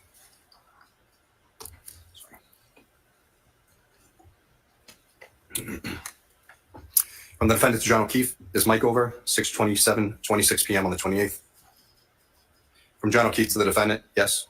6:29:45 p.m. on the 28th. From the defendant to John O'Keefe, sounds your light good with getting together tonight. 6:31:32 p.m. on the 28th. From the defendant to John O'Keefe, was hoping after this morning you'd be interested in smoothing things over with me. 6:32:24 p.m. on the 28th. John O'Keefe to the defendant, told you to come over, but you insisted on meeting me out somewhere. 6:33:44 p.m. on the 28th. From the defendant to John O'Keefe, Mike is a little off with me for a while now. I've said that multiple times. 6:34:34 p.m. on the 28th. From John O'Keefe to Karen, the defendant, time to get over it, Karen. He's fine. He was fine the other night. Oh my when he came by. goodness. Do something to 6:38:09 break this p.m. up a on the little, 28th. John. From the defendant to John O'Keefe, yeah, wouldn't mind hanging out with other people, like another female too. 6:39:09 p.m. on the 28th. From John O'Keefe to the defendant, where are you meeting them? 6:39:28 p.m. on the 28th. From the defendant to John O'Keefe, I don't have plans with them. She just said they're headed out in a bit and will text when they land somewhere. 6:39:52 p.m. on the 28th. From the defendant to John O'Keefe, if you want to go out with Mike solo, that's fine. Just let me know. 6:40:17 p.m. on the 28th. From John O'Keefe to the defendant, I already told you what you should do. Not going to keep doing this. 6:41:07 p.m. on the 28th.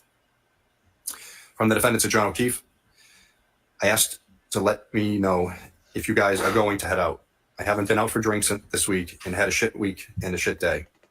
And I dread Kaylee or Pat is going to get chatty with me the second I walk in, and that is going to irritate you. 6:43:21 on the 28th. From John O'Keefe to the defendant, Pat is leaving. Kay is with Mad Cam. 6:44:02 p.m. on the 28th. John O'Keefe to the defendant, I'll text Chris then. 6:46:44 p.m. on the 28th. John O'Keefe to the defendant, we're headed out shortly. What's your plan, Karen? 7:06:13 p.m. on the 28th. From the defendant to John O'Keefe, do you want me to join or no? 7:06:37 p.m. on the 28th. From John O'Keefe to the defendant, yes, wasn't sure if you were meeting the Currans. 7:07:04 p.m. on the 28th. From the defendant to John O'Keefe, they are not out drinking yet. 7:07:40 This is p.m. on the torture. 28th. This is absolute torture. From the defense to John O'Keefe, where are you headed? Listening to them 7:09, read all these 22 over and p.m. over on the again. 28th. John O'Keefe to the defendant, trying to decide maybe McCarthy's, 7:14, 48 p.m. on the 28th. From the defendant to John O'Keefe, okay then, let me know where you decide. I'm still down in Enfield, 7:21, 50 p.m. on the 28th.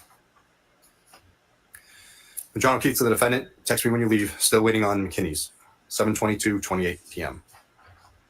on the 28th. From the defendant to John O'Keefe, I'm having issues with my hot water, so had to text someone to take a look, 7:24, 11 p.m. on the 28th. John O'Keefe to the defendant, an emoji, you trying to piss me off, 7:25, 35 on the 28th. John O'Keefe to the defendant, hope your plumber buddy that you texted is hot, 7:26, 24 p.m. on the 28th. From the defendant to John O'Keefe, nope, my shower only got lukewarm and now my sink won't run hot at all. The plumber I used to use is right down the road, 7:26, 27 p.m. on the 28th. From the defendant to John O'Keefe, I turned that temp thing in the basement all the way up, 7:26, 52 p.m. on the 28th. John O'Keefe to the defendant, check the hot water heater and see if it's leaking, 7:26, 52 p.m. on the 28th. The defendant to John O'Keefe, it's not, 7:26, 59 p.m. on the 28th. John O'Keefe to the defendant, don't do that, 7:27:01 p.m. on the 28th. Don't do what? I don't know. John O'Keefe to the defendant, is the pilot lit, 7:27:08 p.m. on the 28th. From the defendant to John O'Keefe, I was trying to get my shower hot, 7:27:12 p.m. on the 28th. The defendant to John O'Keefe, yes, 7:27:14 p.m. on the 28th. From John O'Keefe to the defendant, don't turn it up. Don't turn it all the way up. 7:27:26 p.m. on the 28th. Okay, I'm not gonna lie, chat. This is like a dad yelling at somebody like, "Don't mess with the water heater, damn it!" Don't mess with the water heater. Like they're getting so like he's getting very mad about this, which is very funny. Why can't she check the pilot? How petty, yes. But yes, it just shows like these people. Here's the thing, chat. Like attracts like. So they were destined for each other. They're both nutbags. They're both nutbags. Yeah, be careful what happened last time I brought up a water heater. Yeah, I know. I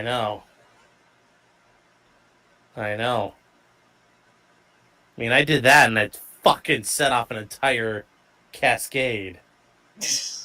295 people. Guys, thank you for being here. So here we go. Let's keep going. John O'Keefe to the defendant, it will burn out, 7:27:32 p.m. on the 28th.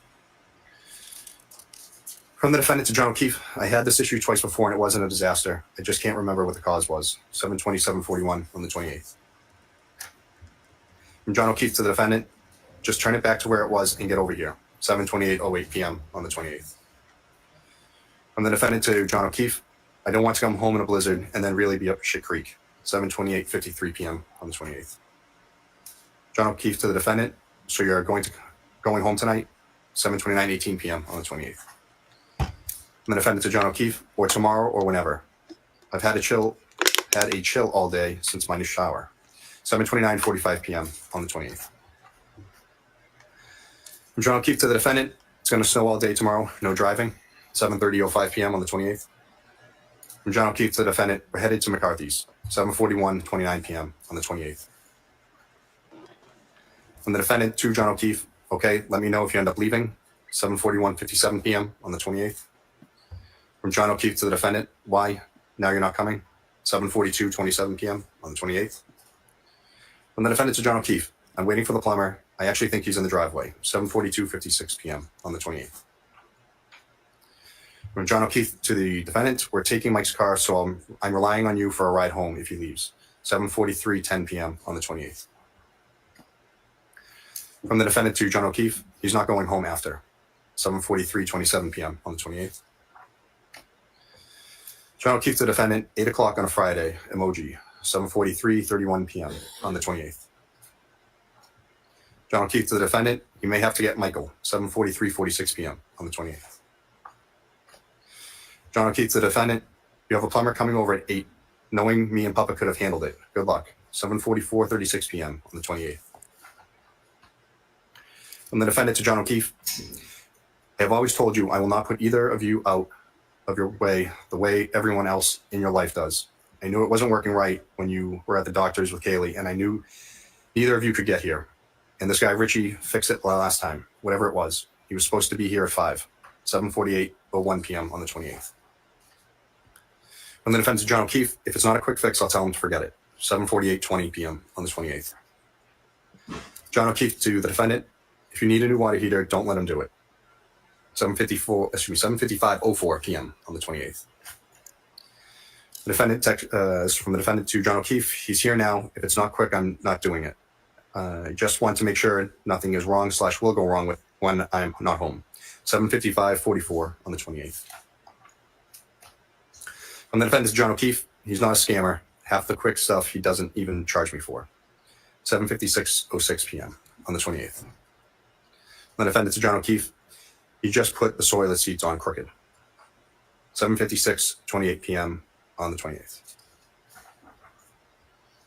John O'Keefe to the defendant, status, 8:09:02 p.m. on the 28th. From the defendant to John O'Keefe, still here with an emoji, 8:09:18 p.m. on the 28th. From the defendant to John O'Keefe, said he's got to go to HD and probably be back mañana, 8:23:56 p.m. on the 28th. Oh wow, that was John very. O'Keefe to the defendant, Ooh, so got very ethnic there, mañana. That's bilingual for somebody from Boston. 8:24:43 p.m. on the 28th. From the defendant to John O'Keefe, an emoji, 8:25:02 p.m. on the 28th. From the defendant to John O'Keefe, just trying to figure out if I need to be here, 8:25:51 p.m. on the 28th. From John O'Keefe to the defendant, what does it need, 8:26:01 p.m. on the 28th.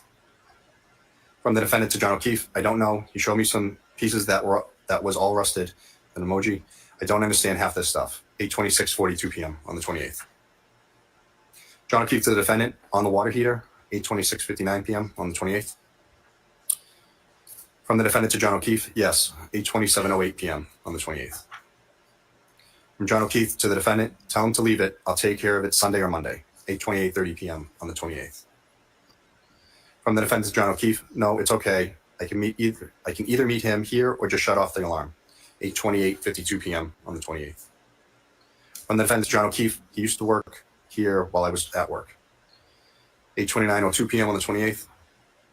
From John O'Keefe to the defendant, does he realize it will be whiteout conditions tomorrow a.m., 8:29:32 p.m. on the 28th. From the defendant to John O'Keefe, yeah, but he lives right down the road, 8:29:47 p.m. on the 28th. From John O'Keefe to the defendant, Karen, the storm is going to be intense, can't drive, 8:30:19 p.m. on the 28th. From the defendant to John O'Keefe, okay, well, if he can't, he can't, 8:30:36 p.m. on the 28th. John O'Keefe to the defendant, I'll do it Monday, 8:30:56 p.m. on the 28th.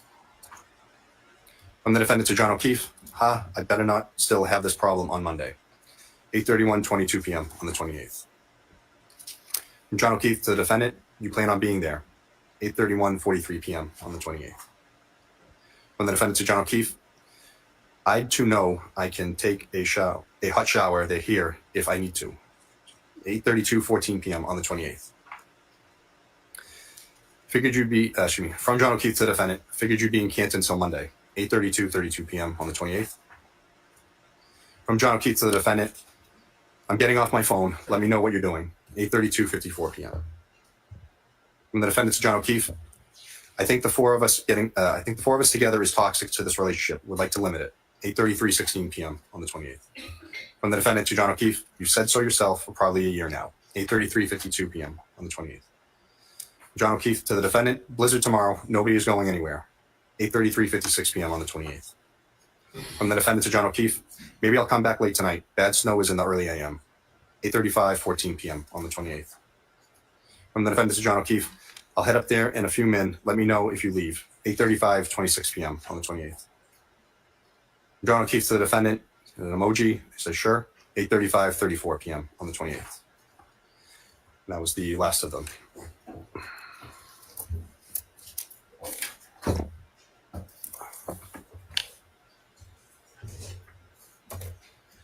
we're almost done, sir. And you can feel free to stand. Okay, thank you, Your Honor. So that presentation is a compilation of text messages and phone calls between John O'Keefe and the defendant on January 28th, 2022. Yes, that was. Aside from that compilation, are there other text messages and phone calls that you've reviewed between John O'Keefe and the defendant that evening, January 28th, 2002, going into past midnight, January 29th, 2022? Yes, there's more text messages. And those text messages and phone calls, are they a separate compilation from this? Yes, that's correct. All right, at this time, I'd ask us to release Trooper Gayrino and recall him at a later date. Yes. All right. There's no objection, Mr. Alessi, correct? No objection, you subject to eventual Yes. trial. All right. Thank you very much, Trooper. We'll see you another time. Thank you, Your Honor. You can leave it. Okay, thanks. Is this the time for me to see counsel at sidebar? Okay. Sure, Mayor. Yes. Your Honor, I'm going to introduce exhibits or clips 7 through 11.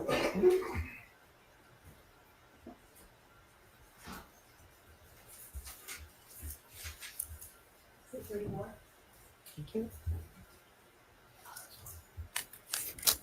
With the court's permission, could I begin with clip 7? Yes.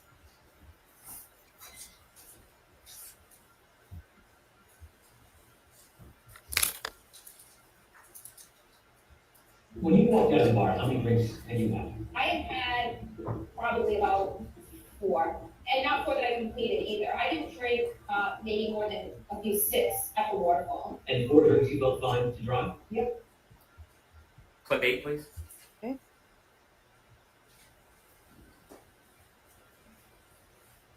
And is the level of intoxication pretty high here for everybody? It's happy. Yeah. It's You had a last drink, right? I wouldn't say I have like a normal amount. Let's say like a vodka tonic every 40 minutes. Okay. And so are you feeling like buzzed? And I'm not judging, I'm just trying to get a Yeah, sense. buzzed. Yeah. Clip 9, please.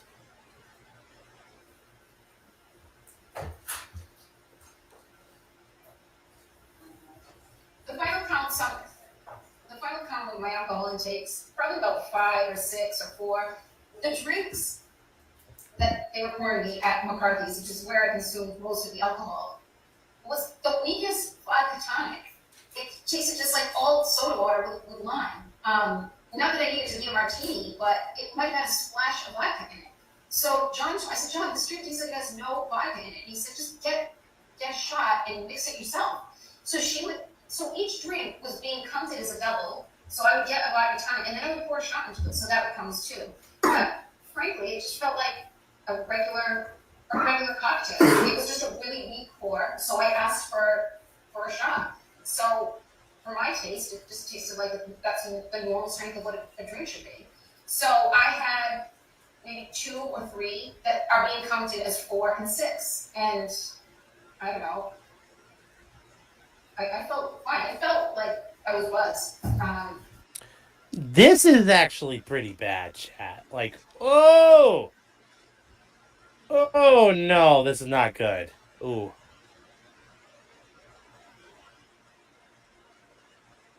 Yeah, this was poor planning. And then there was one drink, the last one that was given to me, which I would have counted as 3, but they're counting as a 6 cocktail.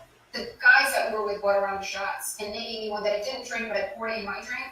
So that's now my 5th and 6th drinks, with the 7th, which is a shot that all the men did, and I poured it. So that one glass that I'm holding, that I go into the waterfall with, has 3 drinks in it, a vodka tonic and 2 shots. And which is why John said to me, you're not leaving that drink here, like you haven't touched it and just poured a bunch of vodka, like just take it with you, which is something he always did. So then I go into waterfall, and I put that drink down and I socialize most of the time. So that would have been my 5th, 6th, and 7th drinks. Then John orders me a drink at the waterfall that I don't drink, that he takes with him. And then there was a round of shots that Chris Howard bought that I did take. So that would have been the night. But I did not consume 9 vodka martinis or take 9 shots, depending on how you count it. And the last 2 drinks, I didn't touch. Clip 10, please.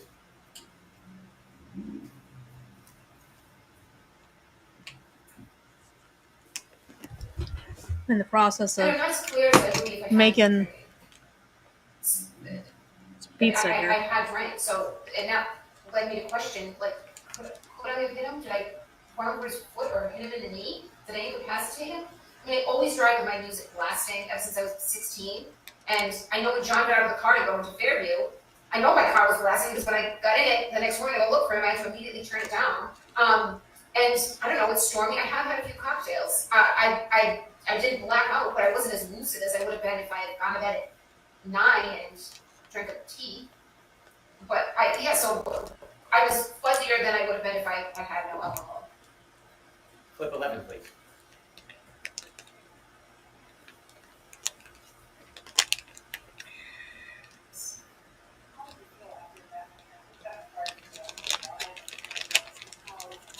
I wonder if for some reason they did not anticipate that this was going. Expressway at 12:15 on January 29th. I mean, it was quiet. The roads were very quiet. I think they expected this case to get dismissed or something. And I was going, when I've had a few drinks and I drive, I always drive extra slow. So I know my alerts aren't as sharp as they should be.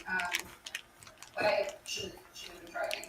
But I don't think I was driving. I know I wasn't driving recklessly. I mean, I've got plenty of video of myself driving all over the place. I put my car in John's garage, which is incredibly narrow, and I had a very oversized SUV. You see me, there's a video of me driving through the intersection when we leave Waterfall to go to Brian Albert's, and I was always taught by my father, even when you have a green light, you always should tap the brake. You don't know who's going to run red. And I see me doing that multiple times between 12 and 1 and 5 and 6 a.m. So I know I was driving safely, not as safely or as alert as I would be if I had no alcohol. It was not driving recklessly by any measure. Thank you. Your Honor, may we approach? Yes.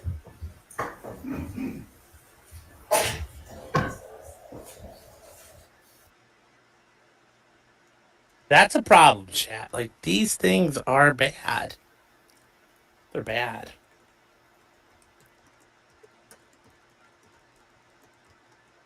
So there you go. Is Karen wearing a bra there? I don't know. Is she on trial for the DUI? Yes, she is. She is charged with leaving the scene of an accident where a DUI death occurred.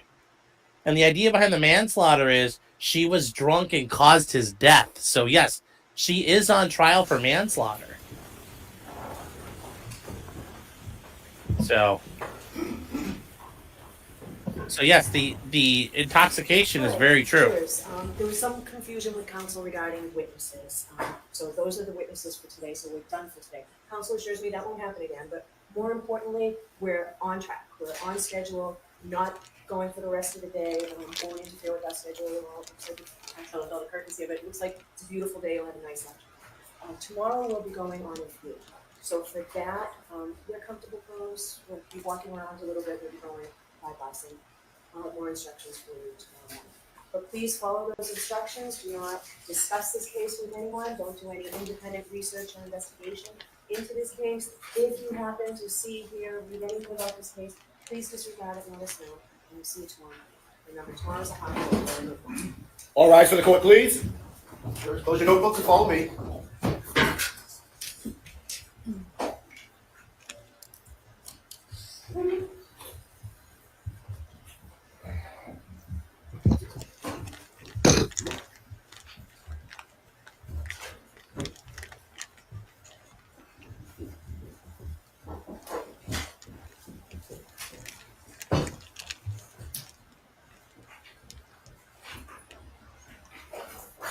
All right, chat. Let's see where we are.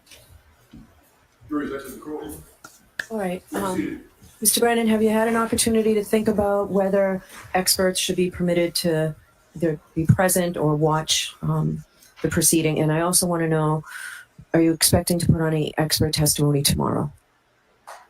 Dr. Fowler will testify tomorrow. I think that should be considered expert testimony. He provides the procedures and protocol for the testing of blood serum. Okay. So I think he's technically considered an expert, although one of the briefer ones. All right. Does the defense want an expert to be able to watch that? All right. So I know we've had a lot going on this morning. Do you want to address this tomorrow? When do you want to address whether experts should be present? If I can address it tomorrow morning, I can consider. All right. We'll do that. And have you talked about who you all mean? Like, do you all know who you want to have exempt from the sequestration order? We haven't got to that detail. I'm sure they have in mind who they want. I haven't got to that point yet. All right. And have that discussion so that we can present tomorrow what my position is and address the court on the witnesses. Sure, we can do that. And then I know you said that you've got an agreement that you'll provide witnesses or a list of witnesses in advance to defense counsel, and I'm sure you'll provide witnesses in advance to Mr. Brennan. Include me on that, please. I'd just like to know who's coming up the next day because I have to prepare as well. Happy to. Thank you. Okay? All right. So we'll see you tomorrow morning. Thank you again. All right, chat. There we go. There we go. This is another day in the books. Woohoo! This wasn't really a barn burner, but they brought up the issue of how do we handle this guy coming in to provide testimony? And that makes sense. You're going to need experts. They have the right to listen to this testimony. So we got to figure out what we're going to do here. Katie says Proctor's a creep, but you guys want to see your tits. I'm not the one in charge of a fucking homicide investigation. There's a difference. And if you can't tell that difference, you're a shitty troll. Work harder.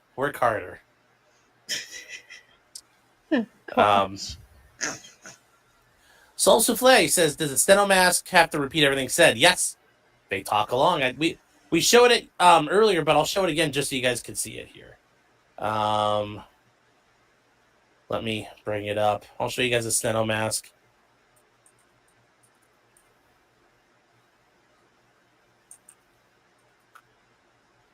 Let me see here.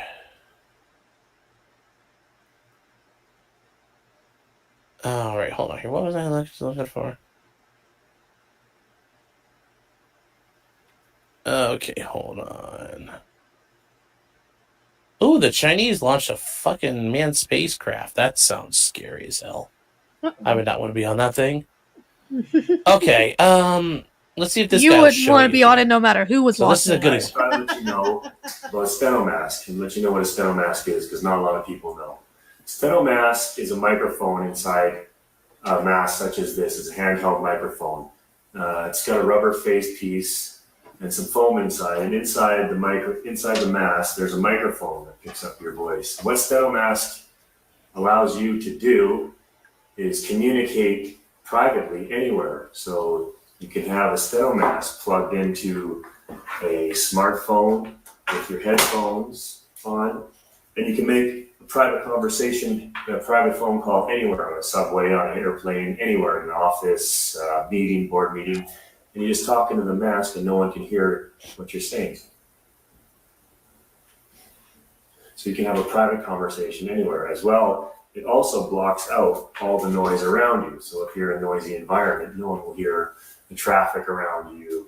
Or if you're in an engine room and you need to communicate with the bridge, well, no one, all the noise from the engine room will be deleted by the mask. You can also use it with speech recognition software, such as Dragon. And all you need is your Dragon software, along with a USB device, such as this one in Andrea. And you just plug your mask into your USB adapter, and you can silently transcribe information verbally. It's any kind of document in an office, wherever you want. So if others around you won't overhear what you're saying. Is completely private. Other than that, this is our newest model. It's a Steno SR. It says extra noise proofing inside of it. It's our most accurate microphone to date, most comfortable and most affordable.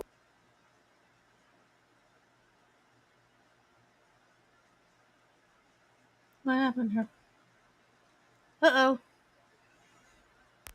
Sorry, Chad. I accidentally nuked myself. Sorry, I accidentally nuked myself here. So we'll bring up the rest of that real quick. Yeah, India and Pakistan are heating up. Like Pakistani visas are getting revoked. Everything is everything's starting to go bad over there. They're like not redeeming people. Yeah. So if you guys ever want to know this stuff, there's all kinds of just come and Google things. Just come and Google stuff. You can see court reporters talking about stuff. These are this is an interesting one I've seen before. Have you heard of the stenography machine? This machine appears in every single courtroom, and it's the court reporter's job to use it to write every word that is spoken in court. A court reporter can write at an extraordinary 225 words per minute on their steno keyboards. But sometimes a court reporter has to write for hours and hours, writing down everything that everyone is saying. You would think that their hands would hurt after so much typing. The stenographers don't break a sweat because the stenography keyboard was designed to be as efficient as possible. Take a look at a regular keyboard. It was designed from the start to slow you down. Look, the keys are all jagged and common letters are spaced apart.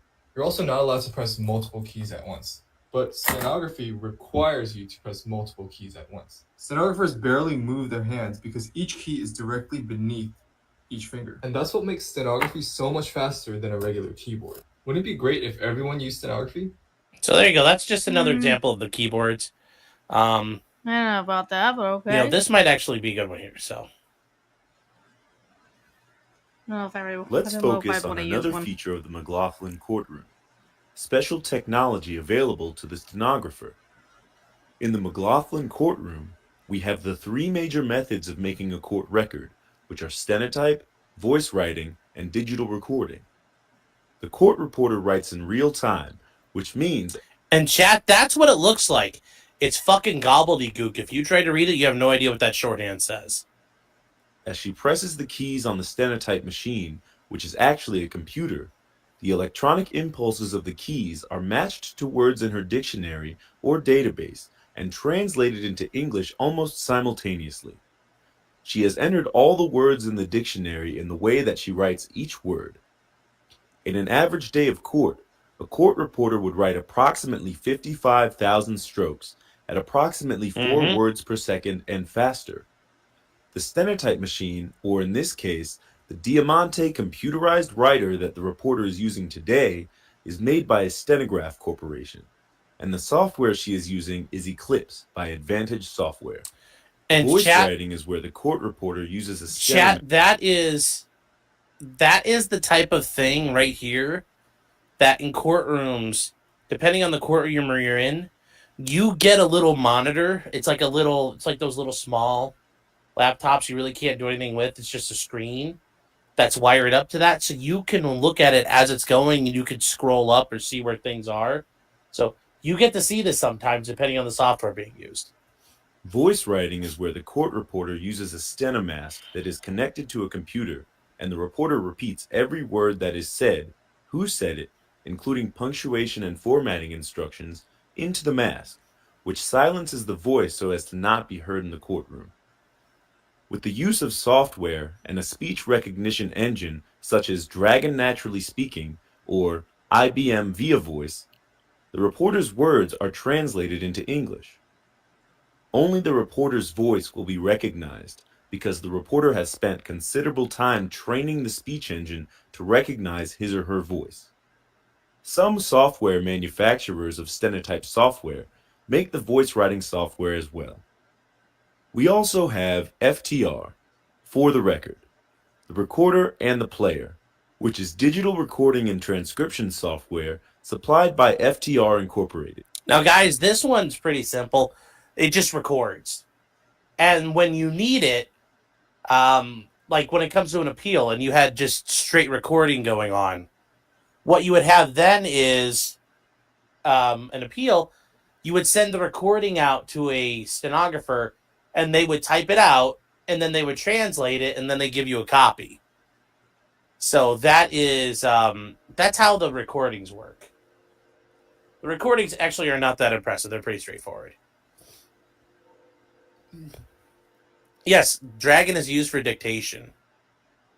So I bet Sean could dominate on a bit on a type racer. So One Eye Moon says, hi Sean, hi chat. Cowpokes is a niche skill set. Yes, it is.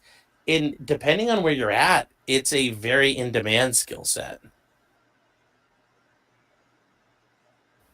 There are many, many courtrooms nowadays that just have a digital recording going. Court stenographers are a dying breed. If you're in a bigger city, you can find companies that employ court reporters. So, for example, for depositions or other types of hearings, they will do stuff. But, you know, you go out to a lot of places, they don't have court reporters anymore. Costs too much money. Have a fucking machine record it. So, Hubble says it's dumb. It's the only way we've agreed upon an accurate record. It's the same reason why the fax machine has survived. because of the law. The law has said fax is the gold standard. That's why it survives. Also, Aphex, I need to reach out to you. I saw your message you sent to me. I want to get back to you on that tonight. Melita says, which one's more cost effective? The recordings, because you generally don't need transcripts all the time. So, yes, it can be very lucrative if you're a floating court reporter in the '90s. Yeah, even nowadays you can make good money doing it, and they make good money. AI will replace it, not for a long time. Not for a long time. Fax is secure. It's not really, but it's more secure than, and it's reliable and documented is part of the other issue. Why are they called Madam Court Reporter? Well, because she's a woman. If he was a guy, they would say Mr. Court Reporter. Fax survives because Japan is stuck in the '90s. Well, that too. The court reporter in the YSL trial says they're badly needed in Georgia. Yeah. Like, for example, though, like, I'm in Cleveland, guys. There are entire, like, there are pools of court reporters. You drive out to the suburbs in the outlying counties, courts don't have any. So, Similar EXP says, just found the stream. It's very good. Well, thank you. I appreciate that. And, guys, if you are new, we do a Thursday night show every Thursday night. So, tonight, we kind of do a weekly kind of talk about what's going on out in the legal world. We got a lot to talk about tonight. Some interesting stuff has happened. For example, Greenpeace got hit with a $600 million verdict for screwing around with an oil drilling operation. An Iowa magistrate got in trouble for being a little too edgy when he was talking to people. Obviously, Nick Rekieta had his sentencing this past week. And then a case that we talked about earlier, an attorney in Texas filed an appeal brief with AI-generated cases, and they had to make an excuse of what happened. So, yeah. They filed their response, so we'll go over that tonight. That's a bunch of other stuff out there. We'll do it. We'll get to all that. But, yeah, it's tonight at 9:30, so we will get to that. Hope to see you there. AI is still too retarded, yeah. Yes, fax is super insecure, yeah, but it's not only important for the law. Like, I use eFax, like I use electronic faxing, like digital faxing, because some places still need fax transmission for things, because not every court uses e-filing.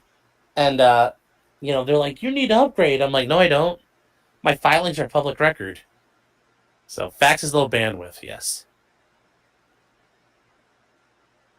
Ah, no. Go back. Run into the 9:30 show, but yeah, about 6 o'clock every night, we'll catch up with what's going on. But Darcy, thank you so very much. I appreciate that. I'm still taken aback by the positivity and generosity you guys have out there. Every time, whether it's something goofy in the mail that comes for Clyde, something for me, even if it's funny or goofy or something neat, all the above. I'm taken aback by it. The way you guys, like and subscribe and just comment, all of it, really means a lot to me. It is a flattering experience, but also it's a very humbling experience.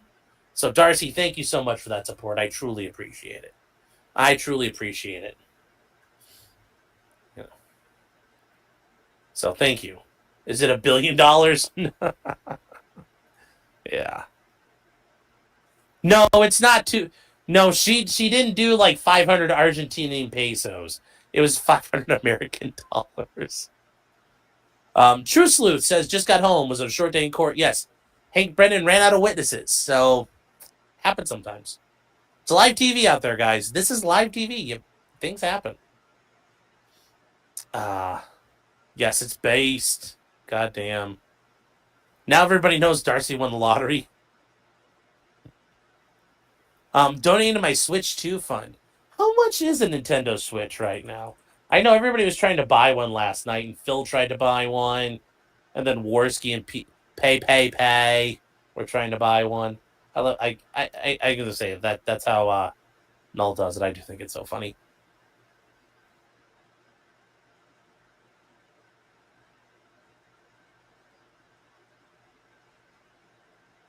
never even used a Switch before, so I don't really know if I'd want one. $449 But Clyde, think about how many at bullpens we could Walmart. buy with that, or like model paint. If it's cocaine, say no, yeah. And it is. It's a whoa, buddy moment. Luke says, what's your opinion on the Karen impersonating Peggy clip being admitted? Was that one we just listened to, or is it something coming in? I mean, at the end of the day, it's like...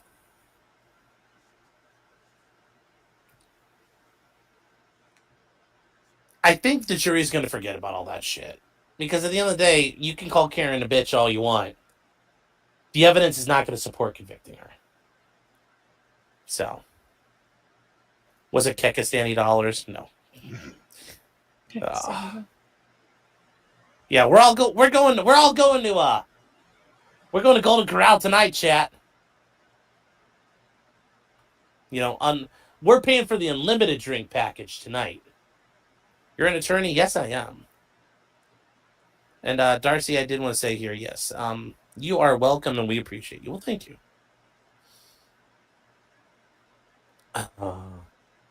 I hear cocaine. Let's get the government help clear your schedule. Yeah.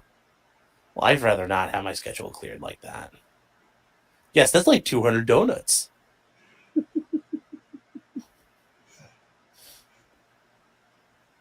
That is well, hold on here. Actually, hold on. How much would this be? Because you go to Stoney's tonight. It is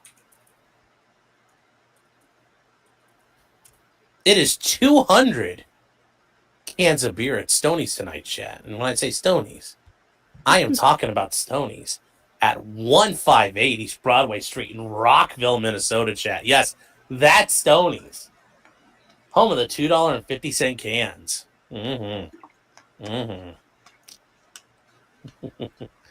Little preview stuff he worked on tonight. Got ready for the next...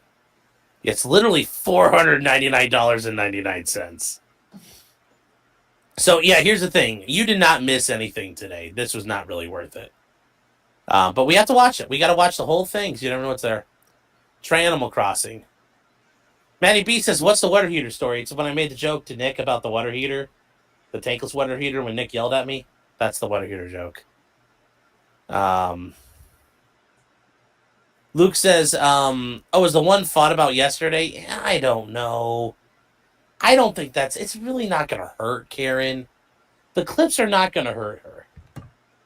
It's what's on that black box is going to kill her or make it, really.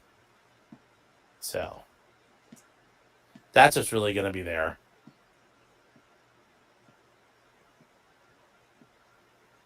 Did I give the water heater the steno treatment? The biggest thing of the day was Karen and Maine to the DUI. Yeah, but that doesn't even matter because you watch all the video from the waterfall and CF McCarthy's. And guys, if you didn't know this, we've already seen them demonstrate all this. Karen's on video just slamming back like vodka tonics. It looks like, I think that's what she was drinking. Karen was definitely... But the thing is, everybody involved in this story committed a DUI. Like, they all drove home drunk. So I don't think it's that big a deal out there. I mean, it's Boston. Like, everybody's driving drunk. So, Aaron says, one hell of a DUI trial. Well, I mean, that's one of the options. Yeah. They most definitely were. Yes, the bartender drunk. saying I keep serving her is reasonable doubt.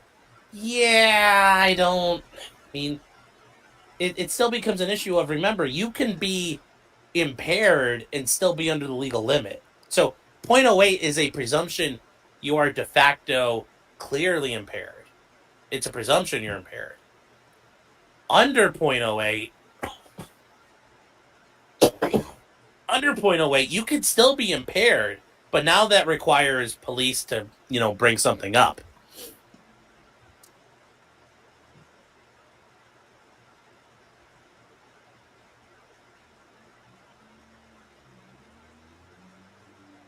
So that's kind of the point there. Yeah, they're not supposed to serve you impaired either, but bars don't make money if they, that's the law, but if bars did that, they'd make no money. Is that thing on a stand behind you a suppressor host? We can call it what it is. It will be. I just had some issues with the frame I'm going to have to sort out, and I have not had a chance to take it to the range yet, but I would like to at some point, yes. And I'd like to try 3D print the can, kind of like Luigi did.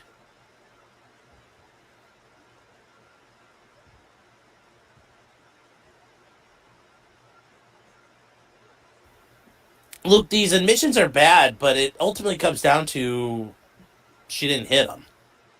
It doesn't support it.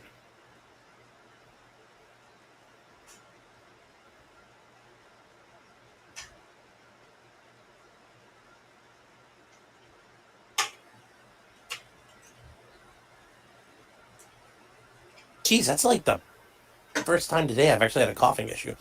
What's my current % chance of a conviction? I mean, it's hail to the break. It's good to see you, by the way. We're like, I think you're Canadian, so I'll say it like this. We're like 3 minutes into the first period. I don't know. It's like 3 minutes of the first period of a hockey game. I mean, we're on day 2.5 of at minimum 30 days. I bet this goes 40 days. 40 calendar days of trial. So we got a lot of, there's a lot of hockey to play. Still a lot of hockey to play. Or if you're an American, there's still a lot of baseball to play. Like the first two batters, it's like 2-2 in the top of the first, 1 out. And we're on the second batter.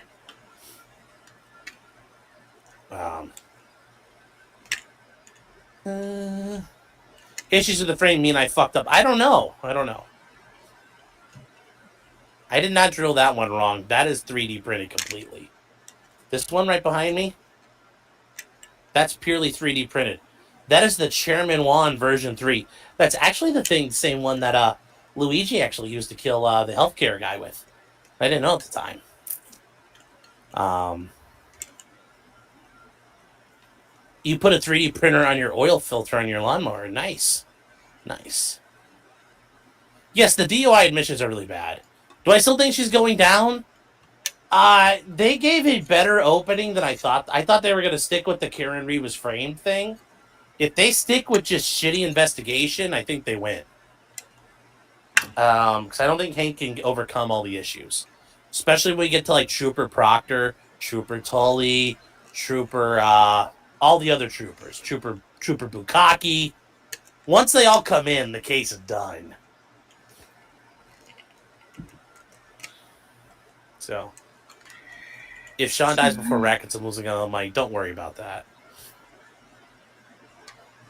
Yeah, at 3 20-minute periods. There hasn't been a power play yet. Yeah. Canadian and miserable. Well, there you go. Jury trials are like Talladega. Anyone can win up until the end. That's very true. It's like if you watched a marathon and you're like, got this they've new gone like pizza 100 yards cutter down the road. thing. Well, who's And I winning? hate these covers that they don't put tell you on nothing them. yet. So I would It's just so say we don't hard know. to get this fucking off. I think Karen's actually got a lot of advantage in her favor, but at the end of the day, it's Thinking of still. breaking it. I so I tell my off. clients, I don't care how good your evidence is. It's It's supposed still to be 50-50 this guard at the end thing of to the keep day. you from getting But cut. Karen's got the strongest 50-50 you could probably have. But Tina Mucklow. can't get it Hi, off. Tina. What good is Saying it? Karen is obviously innocent, 100% not guilty. I understand that, but I just will the jury see that? Because remember, they don't get to see what we see. So, your mom is like Talladega. Thanks. All right. We got some things to catch up on here. The Sky is a neighborhood for £4.99 sterling. The King Sterling. Good to see you. Hope you're doing well. Says Sean, how do you do text when you do in real life law blogging? Do you have a special reader? No. We generally wouldn't have this issue of we would authenticate pretty much the same way. And we would probably just have them presented on screen. And somebody may read them, they may not read them. It depends on the situation. But that's not really out of the normal of how you would lay foundation to put them up. And I think it makes more sense to lay all the foundations and then just start ripping through them. Because Otherwise, it gets too disjointed. Now, if I'm on the defense, getting it disjointed is helpful because then people tune out. But Hank Brennan did it that way, and the court's going to allow it. So, the Chugi Show for $10. Thank you. Say, did they think the interview was okay because they thought this case was on the verge of getting dismissed? Very likely. Very likely. They could have planned poorly. It was such a bad idea, and her lawyers seemed experienced to know better. Yeah, but I think part of their issue was they got wrapped up in the PR battle. They got wrapped up in their own bullshit. I think they got wrapped up in wanting to exonerate Karen and fight the PR battle and completely forgot you have to win the legal battle. And fighting the PR battle puts all of that at risk. Like, Karen can have her people do it. There's nothing wrong with having people go out there for you and fight. Like George Zimmerman. His brother went out there and fought. His brother went on, like, Bill Maher's show. Did all these things. But what George Zimmerman did, he had lips like a statue. So having other people go carry the banner is never a bad idea. But, yeah, having Karen do it, I think they got wrapped up in their own nonsense. Katie says, wait, Sean, I want to see Karen's tits too? I was talking to the guys in the chat. I mean, yeah, my guy. You want to see one? You want to see them all? Ron White was true in that regard. Nick Kreuzer is saying, imagine having to say, into that thing for 30 minutes for that bald retard. Yeah. Yep. Letty for $1.99 says, did I see the new Alyssa clip yet? No, but I'm sure it's pretty good. And then Shredder S 07 says 5 subs. Shredder comes in here, supporting the membership, giving 5 subs. Shredder's doing his part. Are you, Chad? Are you doing your future? I'm doing my part. I'm doing my part. I'm doing my part. I'm doing my part too. They're doing their part. Are you? Are you? Something to think about. You may know in your mind, but in your heart, you really know. Can't lie to the man in the glass, chat. What are you doing? What are you doing to help? T-Rex Trucking and More for $9.99. Thank you. It says, but Sean, it was a snowing in Canton, Massachusetts on January 28th, 2022. Yes. Yeah, it was snowing pretty freaking hard. Yes, it was snowing hard. Is Mr. Medicare streaming this weekend? Yes, he is. Yes, he is. Mr. Medicare streaming on Sunday for some reason. He's decided to work on God's day, but that's okay. That's okay. Job well done says, hold the line.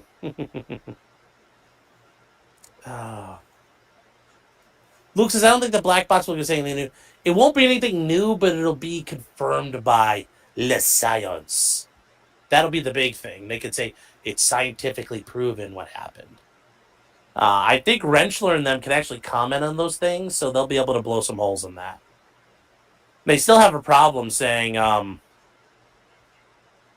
ARCA is, saying nothing happened.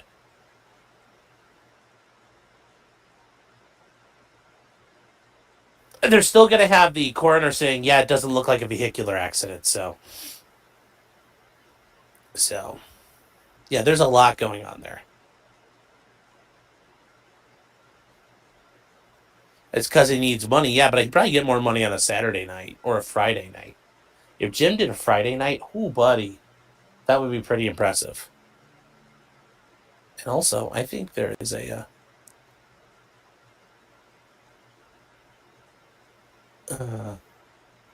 yeah, Kate B says, Arca testified that Karen could have. I mean, she could have. But the evidence doesn't support the idea. Like, a lot of things could have happened, but there's no evidence that supports it. Are they bringing back the dog bite doctors? Yeah, they're bringing all the dog bite stuff, too. If ARCA gets excluded, the chances of conviction goes way up. Yes, it does. I think this is more about Beth just harassing and screwing with Jackson and them. Hold on one second, chat. Clyde! Come here, Clyde. Oh. Hi, Louie. Oh, you can see the big dog wagging his tail right now. Oh, no, Clyde's standing at the doorway like, what do you want, fat man? The big dog is here. There you... Oh, see, chat, you got to see him. You got to see him. There you go. There's the big dog. There's the big dog. He's a big dog. Clyde looking at me like, fat man, no, why are you petting him?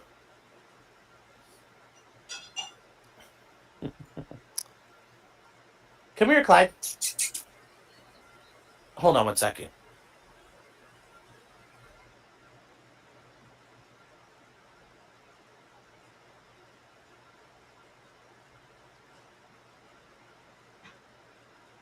Hi, buddy.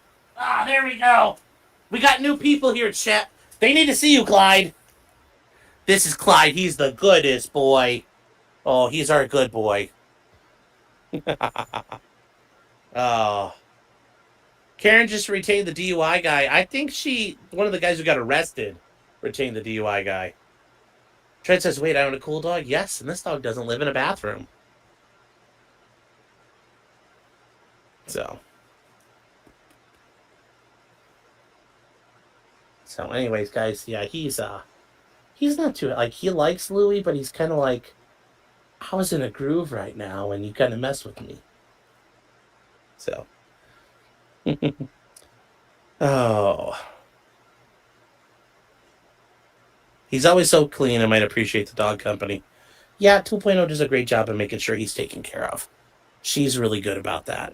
Is there any update on Sunny the pug? No, nobody knows. Nope. So let's just see. Did I catch everything up? I think so, Chad. I think we're all caught up. And it's only 6:35. That was some good timing. So tomorrow, it looks like there will be some stuff. And from here, I know they're doing the jury view tomorrow, I think. Are they still? I don't know. I didn't hear it all the way. Are we still having any court tomorrow? Or is it just the jury view? Because if it's just the jury view, yeah. Why do we have the other dog? The other dog is here because his owner is going on a cruise for like 2 weeks. And when they get back, 2.0 is going on her cruise for like another week. So this person's going on a cruise for like 3 weeks. And then the last week, I'm watching the dogs by myself. The Bizzen says, I want a Clyde. Well, I will tell you, man, when we found Clyde, found him at the APL here in Cleveland. You got to go look for him. Got to go look for him. You know, adopt. Don't shop.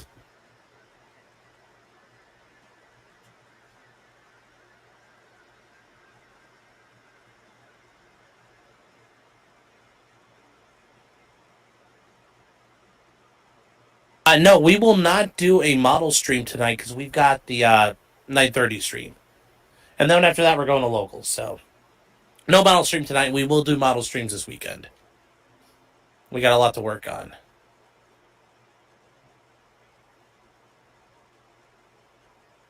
Let me see here, guys. Yeah, they just said the jury view. Okay, well, then that'll be it. So there won't really be anything. Bev asked to come out there comment the witnesses, and they said, yeah. But I don't know what's going to happen here. I don't know what's going to happen there. Let's see here. Luke, you had a question about something.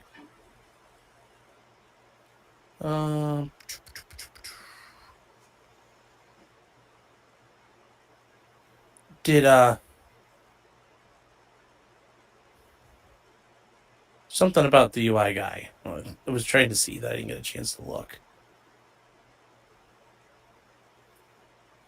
Hold on. Sorry, trying to go back through it. All right. Hold on one second.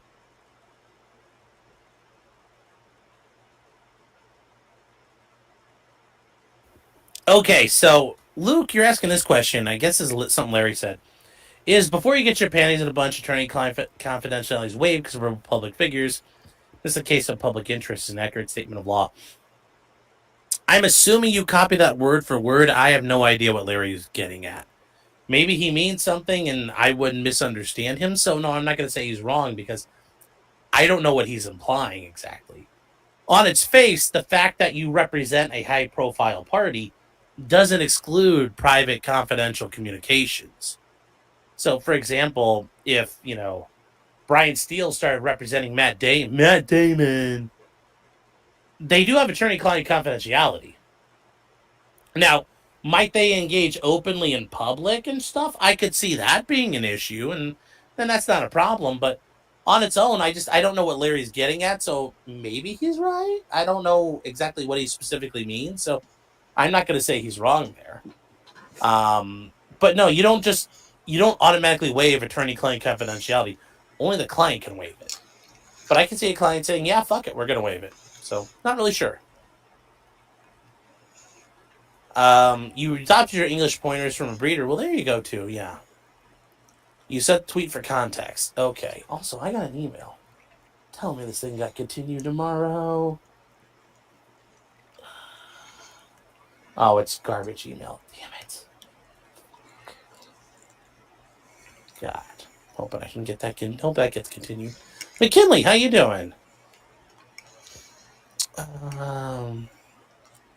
Witnesses are experts for the blood draw, so they are gonna do the experts tomorrow. Okay, thank you, Whiskey. I appreciate it, man. Aaron says, I'm praying for a sick day. Not really. I got other stuff I can do, and I'm gonna have to drive 30 minutes for a hearing and then drive right back. So I'd rather not do that. Yeah, maybe it means they agree to be public about certain things. That's what I'm thinking too. But like I said, I don't know because I don't know what Larry means by that. So it can mean a lot of different things.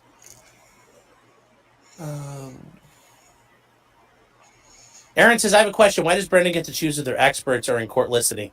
Well, but there's an issue about separation of witnesses. So it's like, I think somebody's bringing up the idea, like, we have to be able to have our experts hear this so they can contest it later. I don't think that's really an issue. It's just a formality getting addressed there. Yes, now I have an extra dog to take to music lessons. I should mute myself while I'm eating, I guess. Oh, God.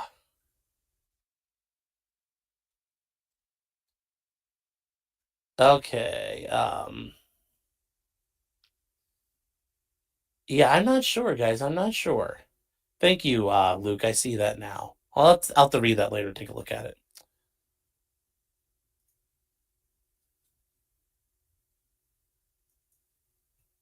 So, underwater piano recital at 1 a.m. Well, it's an interdimensional piano recital. Clyde's not just underwater. He's interdimensional. Get it right. He works way too hard at his work. So, but yeah, guys, this is gonna, like I said, it's a new trial, it's a new season, new microphones, new rappers, new evidence, new storylines. Everything.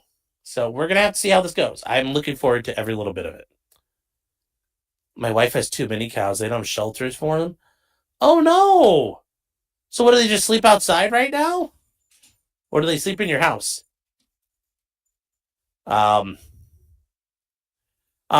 C is saying, why is the logic behind the ARCA stuff?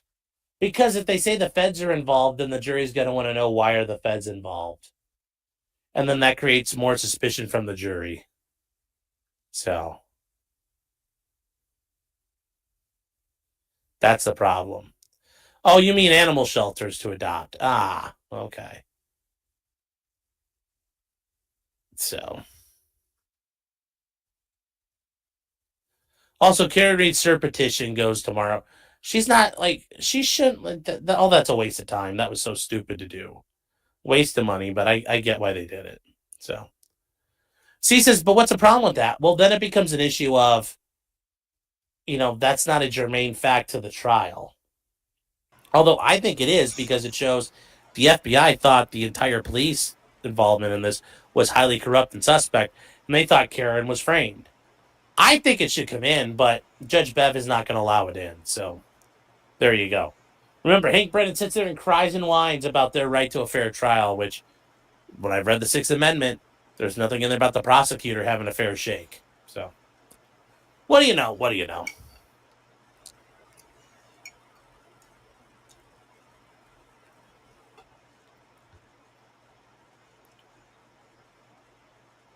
Now let me see here. I'm caught up. Yeah, so that's it, guys. We are all set. We're gonna wrap it up here. We got to get ready for tonight. Like I said, tonight at 9:30. Chad, if you are new, join us. It's about 2 hours long. We try to get through all the good stuff here. But join us at 9:30. I think you will enjoy yourself. It will be a very fun time. Got some new stuff we're working on. And yes, the poor state. So with that said, chat, tonight, thank you all for being here once again. Darcy, thank you very, very much. Really appreciate it. Remember, till next time, chat, just because you did it does not mean you're guilty. Still, Karen Reed is still not guilty. I'm still not convinced she did it. But remember, it's a lot of baseball left to play. So we'll see what happens, chat. Good night, you guys. I'll see you at 9:30. Excuse me. Oh my gosh.